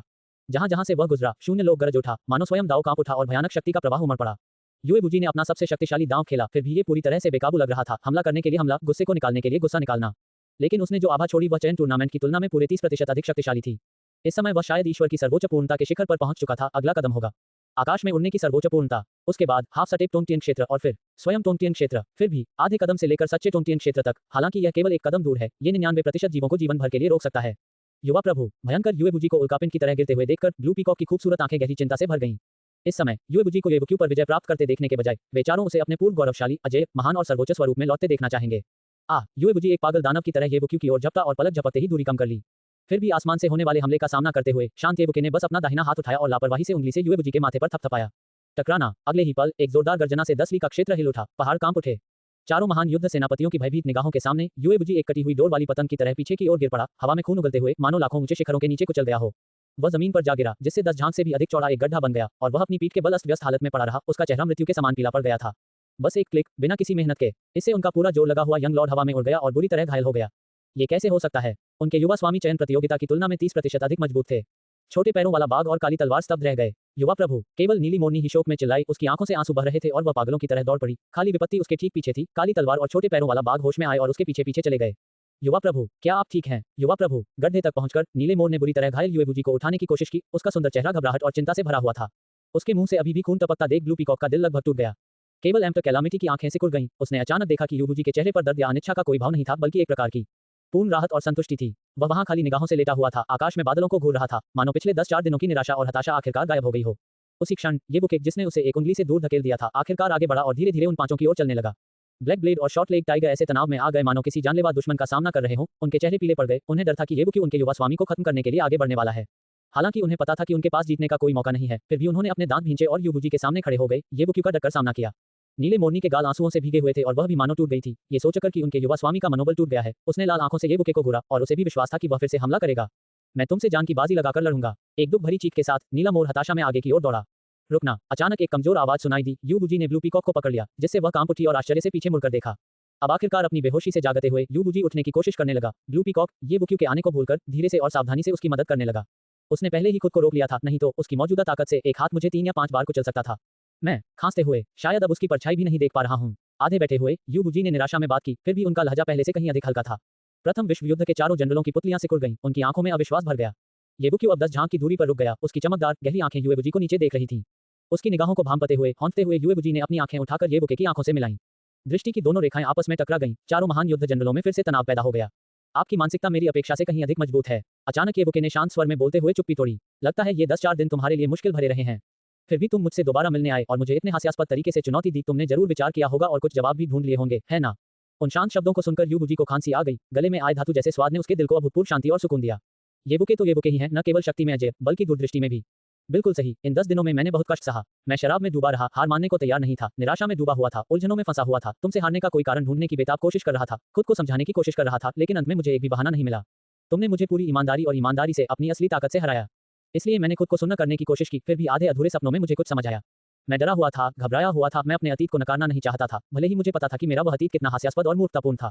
हौंकते हुए भी यूएबुजी के शब्द इतने दृढ़ कभी नहीं थे, उनमें अपने पुराने रूप के प्रति आत्मोपहास का भाव झलक रहा था। प्रथम विश्व युद्ध के चारों सेनापति बुरी तरह हिल गए थे। येवुके ने ये सुनकर अपनी आंखें झपकाईं, फिर उसने शांत स्वर में कहा, इन दिनों मैं संप्रदाय के गुरु के साथ था।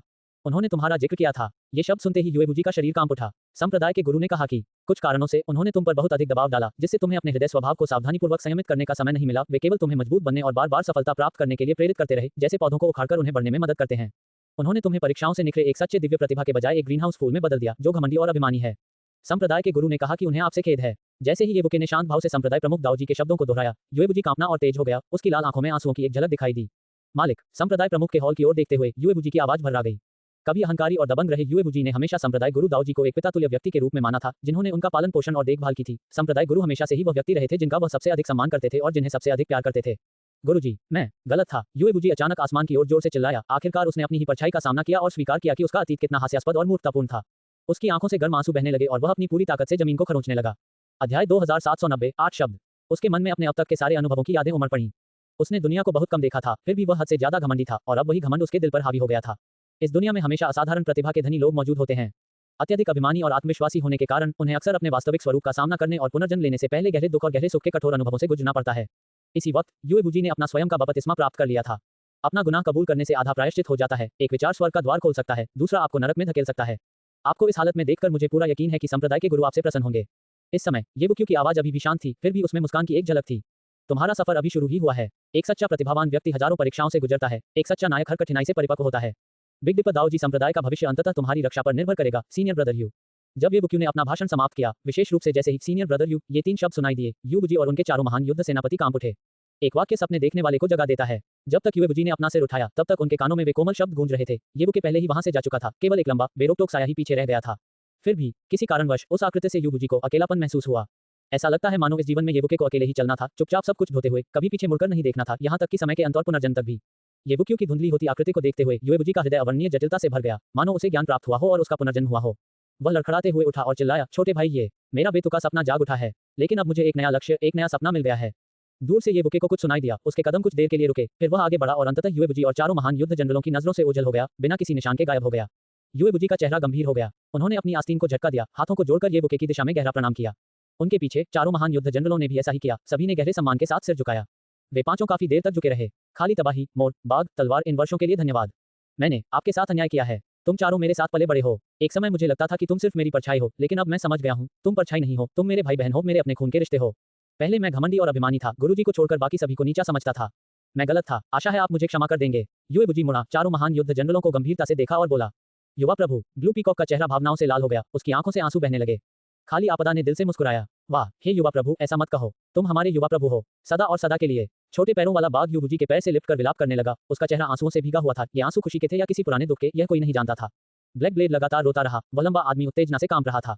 छोटे भाई, ये सही थे, एक सच्चा विलक्षण प्रतिभावान व्यक्ति हजारों परीक्षाओं से गुजरकर ही बनता है, एक सच्चा नायक हर कठिनाई से परिपक्व होता है। तूफानों का सामना किए बिना इंद्रधनुष कैसे देखा जा सकता है? मैंने फैसला किया है कि आने वाले वर्षों में मैं तारों भरे आकाश में यात्रा करूंगा, हर तारामंडल का दौरा करूंगा, देखने के लिए, महसूस करने के लिए, कार्य करने के लिए, विकास करने के लिए। मुझमें अभी भी बहुत सारी कमियां हैं, लेकिन मुझे विश्वास है कि जब मैं वापस लौटूंगा, तो मैं वह व्यक्ति बन जाऊंगा जैसा गुरु मुझसे उम्मीद करते हैं। मेरे भाइयों और बहनों, क्या आप मेरे साथ चलेंगे? युएबुजी दिल खोलकर हंसी, हम ऐसा करेंगे, हम मरने तक तुम्हारा साथ देंगे, कभी अलग नहीं होंगे, हमेशा साथ। चारों महान युद्ध जनरलों ने एक साथ गर्जना की। मुखर हंसी ने दुनिया को डुबो दिया। बहुत दूर संप्रदाय प्रमुख के भव्य हॉल के सामने दो अधोहस्ता शख्सियतें कंधे से कंधा मिलाकर खड़ी थीं, शून्य के पार निहार रही थीं। संप्रदाय प्रमुख दाऊजी और ओल्ड बा बुक्यू ने बुजी को जागृत किया। उनका ऐसा आचरण, ऐसी उदारता, हम बुक्यू के ऋणी कभी नहीं हो सकते। संप्रदाय के गुरु दाऊजी ने आह भरी, युएबुजी के लिए उनकी खुशी उनके माथे पर साफ झलक रही थी। हाँ, चुकाने की क्या जरूरत, यह मत भूलो, बुक्यू हमारे बिग डिपर दाऊजी संप्रदाय का अब तक का सबसे प्रतिभाशाली शिष्य है। वह बिग डिपर का पवित्र पुत्र है। ओल्ड बा हंस पड़ा, उसके चेहरे पर येबुके के लिए गर्व साफ झलक रहा था। सच है, मैं छोटी छोटी बातों पर गुस्सा कर रहा था। संप्रदाय के गुरु दाऊजी मुस्कुराए, लेकिन फिर मानो कुछ याद आने पर उसने धीरे से आह भरी। बुके की बातों से तो ऐसा लगता है कि एक दिन वह चला जाएगा। ओल्ड बा में सन्नाटा छा गया। बहुत देर बाद ओल्ड बा ने फिर कहा, बुके के पास बहुत सारे रहस्य और जुनून है, इतने विशाल कि यह तारों भरा आकाश भी उन्हें समाहित नहीं कर सकता। उसका भविष्य इससे परे, कहीं अधिक विशाल और शानदार लोकों में है। जैसे ही वे बोले, वे दोनों जो अब इस तारों भरे आकाश के शिखर पर खड़े थे, उन्होंने अपने सिर उठाए, उनकी प्राचीन आंखें बिग डिपर दाऊजी संप्रदाय, बिग डिपर स्टार डोमेन से होते हुए 8वें स्तर के क्षेत्र सेंट सन स्टार तक भेदती हुई प्रतीत हुई। वूश, प्रकाश की एक लकीर नीचे उतरी, जो एक लंबी पतली आकृति में विलीन हो गई। स्वाभाविक रूप से येबुक्यू। युएबुजी के प्रकट होने से येबुके को आश्चर्य हुआ, हालांकि बहुत ज्यादा नहीं। उसके परिवर्तन और संघर्ष को देखते हुए और संप्रदाय के गुरु दाऊजी के लिए येबुके ने उसे जागृत करने का विकल्प चुना। जैसा कि उन्होंने स्वयं कहा था, भविष्य का बिग डिपर दाऊजी संप्रदाय अंततः युएबुजी पर निर्भर करेगा। और वह इस तारों भरे आकाश के नीचे महज एक राहगीर था। आध्यात्मिक ऊर्जा की लहरें आत्मा झील में फैल गईं और विशालकाय प्राचीन वृक्ष येबुक्यू की दृष्टि के किनारे पर प्रकट हुआ, जिससे उसके चेहरे पर क्षमा का भाव आ गया। इससे पहले उन्हें 9वें स्तर के क्षेत्र की यात्रा में कई दिन लगने की उम्मीद नहीं थी और उन्होंने सेंट सोन स्टार पर मौजूद मेहमानों की उपेक्षा की थी। अब उसने देखा कि मास्टर त्यान्याओ, एल्डर सोंगू और बाकी सब जा चुके थे, यहाँ तक कि उसके सीनियर ब्रदर भी गायब लग रहे थे। केवल एक व्यक्ति चुपचाप बैठा अपनी शराब डाल रहा था, मानो येबुक्यू के लौटने का इंतजार कर रहा हो। सीनियर ब्रदर वू, येबुके मुस्कुराते हुए पास आए। वहाँ इंतजार करने वाला कोई और नहीं बल्कि वू वेंटियन था। हम आखिरकार वापस आ गए। बाकी सब तो चले गए, लेकिन किसी ने तुम्हारे लिए 8 शब्द छोड़ दिए। छी, किसी खूबसूरत इंसान की दयालुता को सहना सबसे मुश्किल होता है। वू वेंटियन ने शरारती मुस्कान के साथ पत्थर की मेज की ओर इशारा किया। वहाँ आध्यात्मिक शक्ति से संघनित 8 अक्षर झिलमिला रहे थे। लिखावट सुंदर थी, स्पष्ट रूप से एक महिला की थी। अपना ख्याल रखना, सुरक्षित रहना, सब कुछ अच्छा हो। येबुके ने धीरे से 8 शब्द पढ़े। वे केवल जू म्याओई से ही आ सकते थे। 8 सरल शब्द, फिर भी गहरे आशीर्वाद और अटूट भक्ति से भरे हुए हैं, जो मृत्यु से भी नहीं दिखती। उसने मन ही मन आह भरी। आगे बढ़ते हुए उसने पत्थर पर अपना हाथ फेरा और 8 अक्षर मिटा दिए। फिर उसने वू वेंटियन की ओर देखा। सीनियर ब्रदर वू, चलिए चलते हैं, अब असली काम का समय आ गया है। उनकी बात सुनकर वू वेंटियन ने अपना प्याला नीचे रख दिया और खड़े हो गए। उनका चेहरा गंभीर और विचारशील हो गया। वह ठीक इसी बात का यहाँ इंतजार कर रहा था। फैन किंग हुई सेंट सोन स्टार पर स्वास्थ्य लाभ कर रही थी, उसके घाव लगभग ठीक हो चुके थे। अब उसे जगाने का समय आ गया था। अध्याय 2791 जागरण। सेंट चाइल्ड स्टार का दायरा विशाल है। 6 प्रमुख बुजुर्गों द्वारा एक साथ मिलकर निर्मित इस तारे में स्वाभाविक रूप से उत्तम सुविधाएं मौजूद हैं। बेशक स्वर्गीय मार्ग क्षेत्र में रहने वाले लोग शून्य से कुछ भी नहीं बना सकते। 6 प्रमुख बुजुर्गों की रचना वास्तव में छोटे तारों का एक संग्रह थी जो पहले से ही संप्रदाय द्वारा संग्रहित थे, जिन्हें प्रतिबंधों के साथ एक साथ सील कर दिया गया था, जो वास्तव में एक अद्भुत उपलब्धि थी। उदाहरण के लिए, स्पिरिट लेक के पीछे हर तरह के महलों का एक निरंतर समूह था। मूल रूप से बिग डिपर सेंट चाइल्ड का दर्जा प्राप्त होने के कारण सेंट चाइल्ड स्टार में कई संरक्षक और सेवक तैनात होने चाहिए थे। 7 प्रमुख सच्चे वंशों के अनगिनत शिष्य भी उत्सुकता से अपनी बारी का इंतजार कर रहे थे और सेंट चाइल्ड के निकट रहने के इस अपार अवसर के लिए चुने जाने की प्रार्थना कर रहे थे। हालांकि ये बुके ने मना कर दिया। उन्हें शांति पसंद थी और उन्हें किसी की सेवा की आवश्यकता नहीं थी। लेकिन अगर उनके बड़े भाई और अन्य लोग आना चाहें तो उनका हमेशा स्वागत है। येबुक्यू ने उन्हें पहले ही आने की अनुमति दे दी थी और यही बात वू वेंटियन और कई अन्य प्रमुख शिष्यों पर भी लागू होती थी। इस समय येबुक्यू और वू वेंटियन आग की तरह लाल रास्ते पर कंधे से कंधा मिलाकर चल रहे थे। ये लालिमा असल लपटों से नहीं बल्कि मेपल के पत्तों की चादर से थी। पगडंडी के दोनों ओर मेपल के पेड़ बहुतायत में उगे हुए थे, जिनकी पत्तियां बिखरी हुई थीं और जमीन को लाल रंग से रंग रही थीं। हल्की हवा से मन को शांति और सुकून का एहसास हो रहा था। जल्द ही दोनों रास्ते के अंत तक पहुंच गए, जहां एक भव्य भवन खड़ा था। इसका नाम मेपल स्पिरिट पवेलियन था और फैन किंग हुई को अंदर लाया गया। मेपल स्पिरिट पवेलियन का दरवाजा खोलते ही येबुके अंदर दाखिल हुआ। सामने एक पलंग दिखाई दिया, जिस पर सफेद पोशाक में एक बेहद खूबसूरत महिला लेटी हुई थी। आह, छोटी बहन फैन केवल सोते समय ही पहले वाली छोटी बहन फैन जैसी दिखती है। राज्याभिषेक समारोह में जब वह प्रकट हुई थी तो उसका व्यवहार सचमुच बहुत ही बेचैन था। वू वेंटियन ने बिस्तर पर बेहोश पड़ी महिला को देखा और भावुक होकर बोला, ये खूबसूरत महिला जाहिर है फैन किंग हुई थी। राज्याभिषेक समारोह के दौरान एल्डर बाओ उसे आराम देने के लिए अपने साथ ले गए थे। हालांकि जब पता चला कि फैन किंग हुई एक आत्मा के वश में है तो संत बाल तारा के प्रकट होने के बाद उसे यहाँ लाया गया। आखिरकार इस स्थिति में केवल येबुके ही फैन किंग हुई को बचा सकता था। वरिष्ठ बहन फैन आत्मा की गुलाम बन गई और उसने अपना असली स्वरूप खो दिया। उसकी नकारात्मक भावनाएं असीम रूप से बढ़ गईं और वह अपने स्वामी के आदेशों का पालन करने लगी, जिसके परिणामस्वरूप वह स्वाभाविक रूप से बेहद बेचैन हो गई।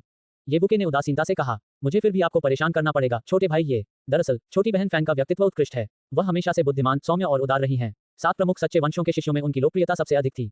वू वेंटियन के लहजे में कोमलता की झलक थी। हालांकि ये रोमांटिक प्रेम के बारे में नहीं था, बल्कि एक भाई बहन के बंधन जैसा था, जैसा कि उस समय मुरोंग परिवार में येबुक्यू और शियान एर का रिश्ता था। येबुक्यू कायांग वंश और युएबुजी के प्रमुखता में आने से पहले पूरे बिग डिपर दाओ एक्सट्रीम सेक्ट में इस पीढ़ी के एकमात्र अद्वितीय मानव राजा वू वेंटियन और फैन किंग हुई थे। दोनों के बीच स्वाभाविक रूप से गहरी दोस्ती थी, क्योंकि वे साथ साथ पले बड़े और ज्ञान प्राप्त किया और बाद में तो साथ ही साथ उस क्षेत्र की 9वीं परत में भी प्रवेश किया।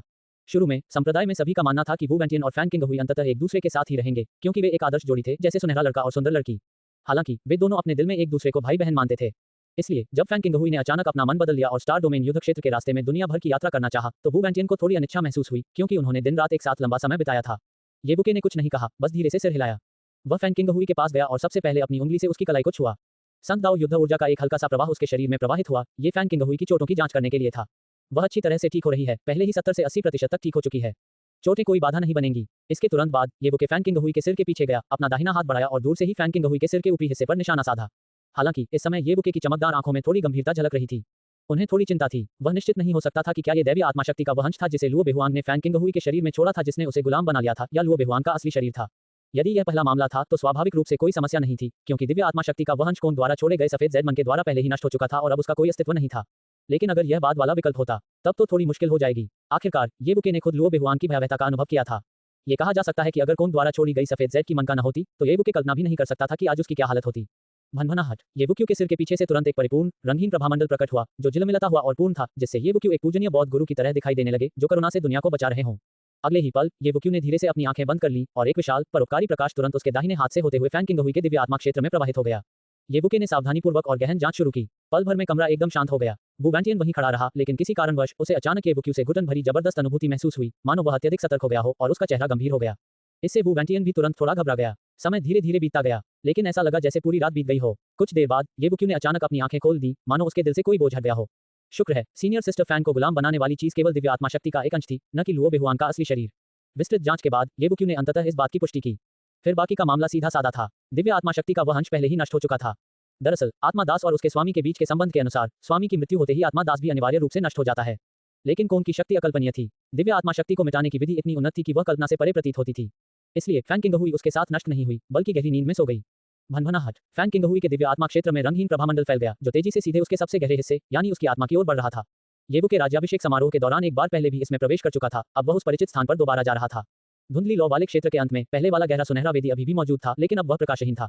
विशाल दयालु प्रकाश यहां पहुंचा और तुरंत 5 रंगों वाले एक विशालकाय हाथ में परिवर्तित हो गया, जिसने जोर से प्रहार किया। दरार। लुओ बेहुआंग की दिव्य आत्मा शक्ति के आशीर्वाद के बिना यह गहरा सुनहरा वेदी पहले से ही अत्यंत नाजुक था। एक ही प्रहार से यह सीधे चकनाचूर हो गया और पूरी तरह से चूर चूर हो गया। तुरंत ही फैन किंग हुई का दिव्य आत्मा क्षेत्र फिर से रोशन हो गया। येबुके की मानसिक दृष्टि में उसने एक प्रेत जैसी आकृति को धीरे धीरे नष्ट हुए वेदी से ऊपर उठते हुए देखा। ये फैन किंग हुई की स्वेच्छा से उत्पन्न आत्मा थी। हालांकि इस समय यह आत्मा लक्ष्यहीन होकर भटक रही थी, मानो जड़विहीन घास की तरह अपने भौतिक शरीर के साथ पुनः जुड़ने में असमर्थ हो। अध्याय 2792। क्या आपको अब भी वह याद है? 5 रंगों का एक प्रभामंडल उभरा और धीरे से फैन किंग हुई की आत्मा को घेर लिया। पूर्णता स्तर की मुक्ति शक्ति शून्य क्षेत्र में फैल गई और पल भर में संपूर्ण दिव्य आत्मा क्षेत्र को प्रकाशित कर दिया। टावर पर हमले के ठीक पहले बाहर येवुके की आंखें एक बार फिर खुल गईं। उसके दिमाग में 5 रंगों की रोशनी चमक उठी और उसने अपना दाहिना हाथ उठाकर फैन किंग हुई की बाहों के बीच की जगह की ओर उंगली से इशारा किया। आत्मा और शरीर का मिलन हो, जाग उठो। दिव्य आत्मा की शक्ति से उत्प्रोत एक धीमी चीख मानो स्वर्ग के पार से गूंजी, जो फैन किंग हुई की आत्मा की गहराई तक प्रतिध्वनित हुई। वूश! अगले ही पल फैन किंग हुई, जो शांत भाव से सो रही थी, अचानक अपनी आंखें खोल बैठी। उसी क्षण उसका शांत सुंदर चेहरा अपमान से पहले मरने के दृढ़ संकल्प से भर गया। वह बिस्तर से झट से उठ बैठी और एक निर्भीक दहाड़ लगाए। मैं आत्मसमर्पण करने से बेहतर मरना पसंद करूंगा। उसी समय उसके शरीर से दिव्य रैंक के प्रारंभिक चरण के उतार चढ़ाव उत्पन्न हुए। वह बुरी तरह कांप उठी और उसके कांपने से पूरा मेपल स्पिरिट पवेलियन इस तरह हिलने लगा मानो किसी भी क्षण ढह जाएगा। चुपचाप पहरा दे रहे वुवेंटियन घटनाक्रम के अचानक मोड़ से अत्यधिक प्रसन्न हो गए। वह खुशी से झूमते हुए आगे बढ़ा। सीनियर सिस्टर फैन, शांत हो जाए, आप सुरक्षित हैं। मैं हूँ सीनियर ब्रदर वू। फैन, इससे पहले कि वह अपनी बात पूरी कर पाता, एक जबरदस्त दबाव उस पर पड़ा और उसे हवा में उछाल दिया। तभी एक गोरा पतला हाथ धीरे से फैन किंग हुई के दाहिने कंधे पर टिक गया। उसका बुरी तरह कांपता हुआ शरीर जम गया। उमड़ती हुई दिव्य रैंक की प्रारंभिक अवस्था की आभा तुरंत ही सील हो गई और कांपता हुआ मेपल स्पिरिट पवेलियन शांत हो गया। दूसरी ओर वुवेंटियन एक व्यंग्यात्मक मुस्कान के साथ अपने पैरों पर खड़ा हुआ और जल्दी से वापस चला गया। सीनियर सिस्टर फैन, जाग जाओ, तुम बिल्कुल ठीक हो, इस भ्रम से बाहर निकलो। उसने चिल्लाते हुए उसके गालों पर थप्पड़ मारे, अपनी आवाज में दिव्य आत्मा की शक्ति भरकर उसे पूरी तरह से जगा दिया। इस समय फैन किंग हुई पूरी तरह से असमंजस में थी। उसकी यादें उस पल पर अटकी हुई थी जब उसे गुलाम बनाया गया था। वह क्षण निराशा और पागलपन से भरा हुआ था। वुवेंटियन के थप्पड़ों और चीखों के बीच उसकी उग्र निराशा से भरी आंखें अचानक खाली हो गईं, फिर धीरे धीरे उनमें स्पष्टता वापस आ गई। सीनियर ब्रदर वू, आप यहाँ क्यों हैं? मैं कहाँ हूँ? क्या मैं मेरा सिर। उसने वुवेंटियन को पहचान लिया, लेकिन उसका सुंदर चेहरा दर्द से विकृत हो गया और उसने अपना सिर पकड़ लिया और कराहते हुए फिर से कांपने लगी। छोटा भाई, ये देखकर वुवेंटियन ने किसी संभावित प्रतिक्रिया के डर से घबराकर येवुक्यू की ओर रुख किया। सीनियर सिस्टर फैन ठीक हैं। उनकी यादों में कुछ कमी है। अब जब उनकी आत्मा मुक्त हो गई है तो खोया हुआ समय वापस आ जाएगा। वह महज एक दर्शक थी, जैसे किसी सपने से जाग रही हों। वह जल्द ही ठीक हो जाएगी। येवुके ने अपना हाथ पीछे खींच लिया और शांत भाव से बोले। आश्वस्त होकर वुवेंटियन ने सिर हिलाया। आखिरकार आधी अगरबत्ती जलने के बाद फैन किंग हुई चीखते हुए अपना सिर पीछे की ओर झुका लिया, फिर एक छूटे हुए झरने की तरह हौंकते हुए गिर पड़ी। उसका चेहरा पीला पड़ गया था और वह ठंडे पसीने से भीगी हुई थी। वुवेंटियन ने तुरंत उसे पकड़ लिया। एक दर्जन सांसें लेने के बाद ही वह शांत हुई। उसका चेहरा अब भी पीला था। जबरन वापस आई यादें उसे ठूसी हुई सी लग रही थी, अजीब और असहज। सीनियर ब्रदर वो, मैं अब ठीक हूँ। उसकी आवाज धीमी थी, फिर भी उसका सौम्य और दृढ़ स्वभाव स्पष्ट झलक रहा था। राज्याभिषेक में बाधा डालने वाली महिला से बिल्कुल अलग। यहाँ तक कि येवुके भी हैरान रह गया। सीनियर सिस्टर फैन, आप ठीक हो जाएंगी। कुछ दिनों के आराम से आपके शरीर की चोटें ठीक हो जाएंगी। येवुके आगे बढ़े और धीरे से बोले। उसकी आवाज सुनकर फैन किंग हुई का चेहरा जम गया। वह मुश्किल से उठी, मुट्ठियां जोड़ी और गहराई से झुककर प्रणाम किया। धन्यवाद संत, मेरी जान बचाने के लिए। अपनी यादें वापस आने के बाद उसे वह सब कुछ याद आ गया जो एक आत्मा सेवक के रूप में उसके दौरान हुआ था, जिसमें कुछ दिन पहले राज्याभिषेक में बाधा डालना भी शामिल था और स्वाभाविक रूप से अब वह येवुक्यू की पहचान भी जानती थी। और फिर भी उस दिन मैंने जो किया, उसके बाद भी संत, आपने मुझे बचाया, मुझे बहुत शर्मा रही है। उसके लहजे में गहन आत्मनिंदा झलक रही थी। वरिष्ठ बहन, आप एक ही संप्रदाय के परिवार से हैं। मदद करना तो स्वाभाविक ही है। राज्याभिषेक की बात करें तो उसमें आपकी कोई गलती नहीं थी। आप आत्मा की सेविका थी, यह आपकी इच्छा थी, आपकी अपनी नहीं। ये वर्षों की पीड़ा आपके लिए बहुत कठिन रही है। शुक्र है ये सब खत्म हो गया। और कृपया मुझे जूनियर ब्रदर ही बुलाए। संत कहना बहुत औपचारिक लगता है। येवुके ने बोलते हुए उसे धीरे से ऊपर उठा लिया। उन वर्षों को याद करते हुए फैन किंग हुई को असीम भय का अनुभव हुआ, फिर भी उसने दृढ़ता से अपना सिर हिलाया। संत तो संत होते हैं, पदवी का सम्मान करना ही चाहिए। येवुके काफी असहाय था, लेकिन अब वह उसके चरित्र को समझ गया था। बाहर से कोमल, अंदर से अडिग। एक बार जब वह कुछ तय कर लेती थी तो वह आसानी से नहीं बदलती थी।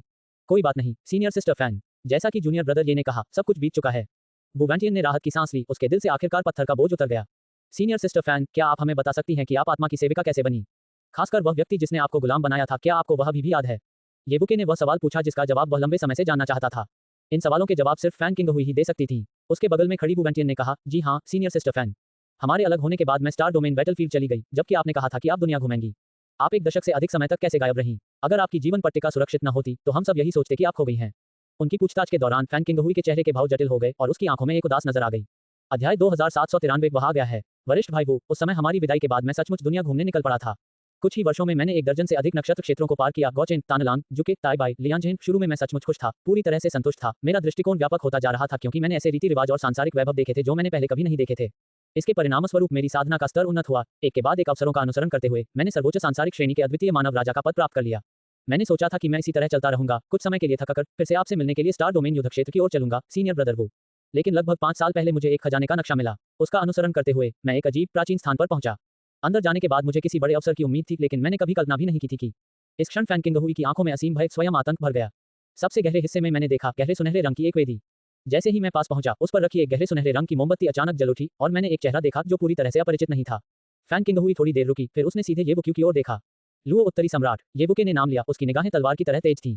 जी हाँ, वही लुओ उत्तरी सम्राट जिनकी प्रतिमा कभी हमारे पर्वत द्वार के सामने खड़ी थी। कहा जाता है कि वे उस समय लुप्त हो चुके कायांग प्रमुख के निजी शिष्य थे, जो स्वयं अपने गुरु के लुप्त होने के बाद गायब हो गए थे। शुरू में तो मैं बहुत खुश हुआ, ये सोचकर कि वह अभी भी मुझसे वरिष्ठ हैं, लेकिन जल्द ही मुझे अपनी गलतफहमी का एहसास हुआ। उन्होंने मुझे बिग डिपर दाओ जी संप्रदाय का सदस्य पहचान लिया और मुझे गुलाम बनाने की कोशिश की। मैंने अपनी पूरी ताकत से उसका मुकाबला किया, लेकिन वह इतना भयानक था कि मैं उस पर पलटवार करने में असमर्थ रहा। हताशा में मैंने आत्महत्या करने की कोशिश की, लेकिन मुझे यह अधिकार भी नहीं रहा। फैंग किंगहुई के होठों पर एक कड़वी मुस्कान आ गई। उसके बाद मैं उसका आत्मिक सेवक बन गया, बिना कुछ जाने। अब जब मेरी खोई हुई यादें वापस लौटी हैं, तब मुझे पता चला है कि मुझे गुलाम बनाने के बाद उसने मुझे तुरंत काम पर नहीं भेजा, बल्कि उसने मुझे उस गहरे सुनहरे रंग की वेदी के सामने पूरे 5 साल तक साधना करने को कहा।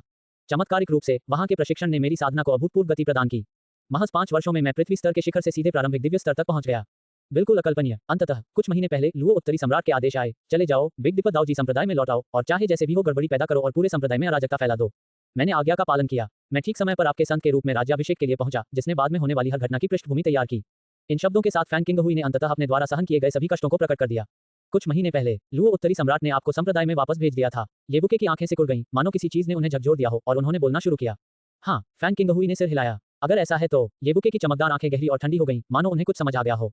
फिर भी उन्होंने अपना प्रयास जारी रखा और सबसे महत्वपूर्ण प्रश्न पूछा। सीनियर सिस्टर फैन, उस खजाने के नक्शे का अनुसरण करते हुए आप ठीक कहां पहुंची? किस तारामंडल में? अब तक पहले मिले सुरागों के आधार पर येबुक्यू ने पहले ही एक अनुमान लगा लिया था। ये सुनकर फैंग किंगहुई ने भौहें चढ़ाईं और हिचकिचाते हुए कहा, वह जगह, वह मुझे याद क्यों नहीं आ रहा? ये तो मैं है। अचानक उसके चेहरे पर दर्द की लहर दौड़ गई, उसका सिर चकरा गया। उसे वास्तव में याद नहीं आ रहा था कि उसका सिर कहाँ है, या यूं कहें कि उसे पता था, लेकिन फिलहाल वह बात सामने नहीं आ रही थी। ये भयावह था। नहीं, मुझे याद रहेगा, यह उसमें है। वह जितनी ज्यादा कोशिश करती, दर्द से उसके चेहरे के भाव उतने ही बिगड़ते जाते। अंत में उसने अपना सिर पकड़ लिया। दर्द हो रहा है मेरे सिर में, यह अंदर तक चला गया है। वह कांपने लगी, यादें धुंधली पड़ने लगी, उसका दिमाग मानो टुकड़े टुकड़े हो गया था। सीनियर सिस्टर फैन, रुकिए, जबरदस्ती मत कीजिए, आराम से समय लीजिए। ये संभवतः आत्मा सेवक होने का बचा हुआ प्रभाव है। महत्वपूर्ण यादें सील कर दी गई हैं और उन्हें समय चाहिए। ये देखकर येबुके ने तुरंत हस्तक्षेप किया। फिर भी फैंग किंगहुई का चेहरा पीला पड़ गया था और वह कांप रही थी। लगभग 1 दर्जन सांसें लेने के बाद ही वह संभली और दोबारा सीधी बैठ पाई। माफ करना सेंट, जब भी मैं उस जगह के बारे में सोचने की कोशिश करता हूँ, मेरा सिर ऐसे दुखने लगता है जैसे मेरी याददाश्त अवरुद्ध हो गई हो। फिर भी उस जबरदस्त कोशिश में मुझे 3 अक्षर याद आ गए।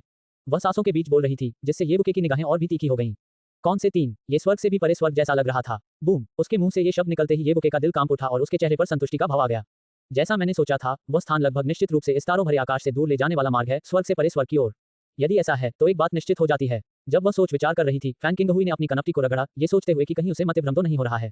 दरअसल उन 3 अक्षरों से परे एक और स्मृति उभर आई थी। जब वह गहरे सुनहरे रंग की वेदी पर दास्तां में पड़ गई, तो ऐसा लगा जैसे उसने एक और आकृति की झलक देखी हो। वह व्यक्ति जाहिरा तौर पर उससे पहले ही लुओ उत्तरी सम्राट के हाथों में पड़ चुका था, और फैंग किंगहुई को हल्का सा आभास हुआ कि वह जानती है कि यह कौन है। फिर भी वह निश्चित नहीं हो सकती थी, यह एक भ्रम भी हो सकता था। कुछ दिनों में, जैसे ही मैं इसकी पुष्टि कर लूंगा, मैं आपको बता दूंगा, सेंट। बाद में येबुक्यू, वू वेंटियन और फैंग किंगहुई ने आगे बातचीत की और पुष्टि की कि वह पूरी तरह से ठीक हो चुकी है, केवल कुछ महत्वपूर्ण यादों को ही फिर से सामने आने में समय लगेगा। एहतियात के तौर पर येबुक्यू ने फिलहाल फैंग किंगहुई को सेंट सोन स्टार पर ही रहने की व्यवस्था की और वू वेंटियन उसकी रिकवरी पर नजर रखने के लिए पास ही में मौजूद रहे। दिन शांतिपूर्वक बीतते गए। 3 दिन बीत गए। चौथे दिन ओल्ड बा पहुंच गया। येबुके को एक ऐसी खबर मिली जिससे उसका दिल जोर से धड़कने लगा। ग्रेट लुओ ओवरलॉर्ड सैक्स से तियान जुवानजी को भेजा गया एक गुप्त संदेश, जो अब तक मौन था, आखिरकार कल रात प्रकट हुआ। अध्याय 2794, मौत तक लड़ाई। 9वें स्तर के क्षेत्र में संप्रदाय प्रमुख के भव्य हॉल के भीतर जब येबुक्यू और एल्डर बा एक बार फिर पहुंचे, तो वे ये देखकर आश्चर्यचकित रह गए कि न केवल संप्रदाय के मास्टर दाऊजी, बल्कि अन्य सभी 5 मुख्य एल्डर भी उपस्थित थे। एक भी अनुपस्थित नहीं था। पंथ प्रमुख, 6 प्रमुख बुजुर्ग। येबुके ने संप्रदाय प्रमुख और 6 मुख्य बुजुर्गों की ओर मुट्ठी जोड़कर अभिवादन किया। संप्रदाय प्रमुख दाऊजी को छोड़कर बाकी 5 मुख्य बुजुर्ग अपने सिंहासनों से उठे और उन्होंने भी येबुके को प्रणाम किया। येबुक्यू की वर्तमान स्थिति यही थी। बिग दीपक का संत पुत्र। ये पद मुख्य बुजुर्ग के पद के समान था, जो संप्रदाय प्रमुख के बाद दूसरे स्थान पर आता था। हालांकि इस समय 5 प्रमुख बुजुर्गों ने येबुक्यू को गहरे सदमे और अविश्वास के साथ साथ आत्महीनता की भावना से देखा और महसूस किया कि युवा पीढ़ी वास्तव में दुर्जय है। अभी कुछ देर पहले ही उन्हें संप्रदाय के गुरु दाऊजी से येबुक्यू की ताजा स्थिति के बारे में पता चला था। उनकी शक्ति स्वर्ग चरण क्षेत्र के प्रारंभिक चरण के चरम पर थी। ये सुनते ही 5 मुख्य बुजुर्ग स्तब्ध रह गए। उन्हें लगा कि उनके कानों में कुछ गड़बड़ है। चयन सभा को हुए कितना समय हो गया था। येबुक्यू की ताकत वास्तव में और भी बढ़ गई थी। उसमें भारी उछाल आया था। ये जानना जरूरी है कि स्वर्ग चरण के क्षेत्र में सफलता का प्रत्येक कदम ऐसे बदलाव लेकर आता है जो लगभग स्वर्ग और पृथ्वी की तरह भिन्न होते हैं। जैसा कि संत पुत्र से उम्मीद थी, हम बूढ़े लोग हजारों वर्षों से लगभग व्यर्थ ही जी रहे हैं। अफसोस, हम प्रभावित हुए बिना नहीं रह सकते। आमतौर पर मुस्कुराने वाले और गोलमटोल तियानक्वान ने सबसे पहले बात की। उनकी आवाज में गहरी प्रशंसा और एक आह भरी हुई थी। अतुलनीय प्रतिभा, अद्भुत हुनर। तियानशु ने केवल ये 8 शब्द ही कहे। अरे बाप रे, क्या इसका मतलब यह है कि मैं अब संत पुत्र का मुकाबला नहीं कर सकती? मुझे अचानक थोड़ा दुख हो रहा है। एक मनमोहक आवाज सुनाई दी। यह मुख्य बुजुर्गों में से एकमात्र महिला युहेंगजी की आवाज थी। बिग दीपक दाओ एक्सट्रीम सेक्ट के वर्तमान 6 प्रमुख एल्डर्स में युहेंगजी की शक्ति सबसे कम थी, क्योंकि वह स्वर्ग चरण क्षेत्र के प्रारंभिक चरण में थी। हालांकि वह स्वर्ग चरण क्षेत्र के प्रारंभिक चरण के सामान्य साधकों की तुलना में स्वाभाविक रूप से कहीं अधिक शक्तिशाली थी, फिर भी वह स्वर्ग चरण क्षेत्र के शिखर से काफी दूर थी। दूसरे शब्दों में कहें तो येबुक्यू की वर्तमान शक्ति के साथ वह न केवल बिग दीपक का संत पुत्र था, बल्कि यदि वह चाहता तो बिना किसी समस्या के मुख्य बुजुर्ग भी बन सकता था। छोड़ो इसे छोटी बहन, बस वास्तविकता को स्वीकार करो। संत पुत्र जैसा अद्वितीय प्रतिभावान व्यक्ति जो 10,000 वर्षों में एक बार प्रकट होता है, आपको इसकी आदत डालनी होगी। देखो, क्या मुझे इसकी आदत नहीं पड़ गई है? याओ गुआंगजी ने शरारती अंदाज में बात की। 6 प्रमुख बुजुर्गों में याओ गुआंगजी का स्थान 5वां था, जिनकी साधना प्रारंभिक स्वर्ग चरण क्षेत्र के शिखर पर थी, जो येबुक्यू की वर्तमान शक्ति के समान स्तर की थी। तुरंत ही सब लोग खिलखिलाकर हंसने लगे। हालांकि उनकी हंसी के बीच 5 मुख्य बुजुर्गों ने येबुक्यू की ओर देखा, जिनके चेहरे पर एक हल्की, शांत मुस्कान थी। उनकी आंखें कुछ हद तक चकित थीं। हर पीढ़ी में नई प्रतिभाएं उभरती हैं। पीछे से आने वाली लहरें आगे आने वाली लहरों को धकेलती हैं। उन्हें इस बात का पता भी नहीं था कि 20 साल से भी कम उम्र का ये युवक चुपचाप उनके बराबर आ चुका था और यहाँ तक कि उनसे आगे निकलने भी लगा था। वह सचमुच एक प्रतिभाशाली नौजवान था। इस समय संप्रदाय के गुरु दाऊ जी भी मुस्कुराए, उनके चेहरे पर शरारत का भाव झलक रहा था। अगर मैं उनसे कहूं कि वो क्यों ने अभी मानव राजा क्षेत्र में प्रवेश किया है और उसने एक भी दिव्य स्रोत नहीं खोला है, तो क्या ये बूढ़े लोग इतने डर जाएंगे कि सीधे बेहोश हो जाएंगे? बेशक, संप्रदाय प्रमुख दाऊ जी ने इस बारे में केवल सोचा। आखिरकार ये वो क्यों की वास्तविक साधना के बारे में जितने कम लोगों को पता हो उतना ही अच्छा है। इसका संबंध भरोसे से नहीं था, बल्कि सभी संभावित स्रोतों से जानकारी लीक होने से रोकने से था। अन्यथा यदि प्रारंभिक मानव राजा स्तर पर उनकी साधना और प्रारंभिक स्वर्ग चरण स्तर के शिखर पर उनकी शक्ति की खबर फैल गई तो यह एक बहुत बड़ी समस्या होगी। लेकिन मुझे इससे भी ज्यादा खुशी इस बात की है कि सीनियर ब्रदर बा सुरक्षित वापस लौट आए। तियान जीजी ने भावुक होकर बात की और एल्डर बा की ओर देखा, जो अभी भी थोड़ा उत्साहित लग रहे थे। मैंने उस साल की सच्चाई ऐसी होने की कभी उम्मीद नहीं की थी। और वो बूढ़ा कुत्ता बी किंग तो ग्रेट लुओ ओवरलॉर्ड सेक्ट का जासूस निकला और वो तो उस बूढ़े लुओ का सगा छोटा भाई भी था। वाह, क्या गजब की साजिश थी। तियान क्वांजी के मुस्कुराते चेहरे पर अब हल्की सी ठंडक झलक रही थी और वह खिलखिलाकर हंस पड़ा। काफी भूख लगती है, कहीं दम घुटने का डर न हो। तियान शुजी ने एक ठंडी सी फुफकार मारी और अचानक पूरे हॉल का तापमान कई डिग्री गिर गया।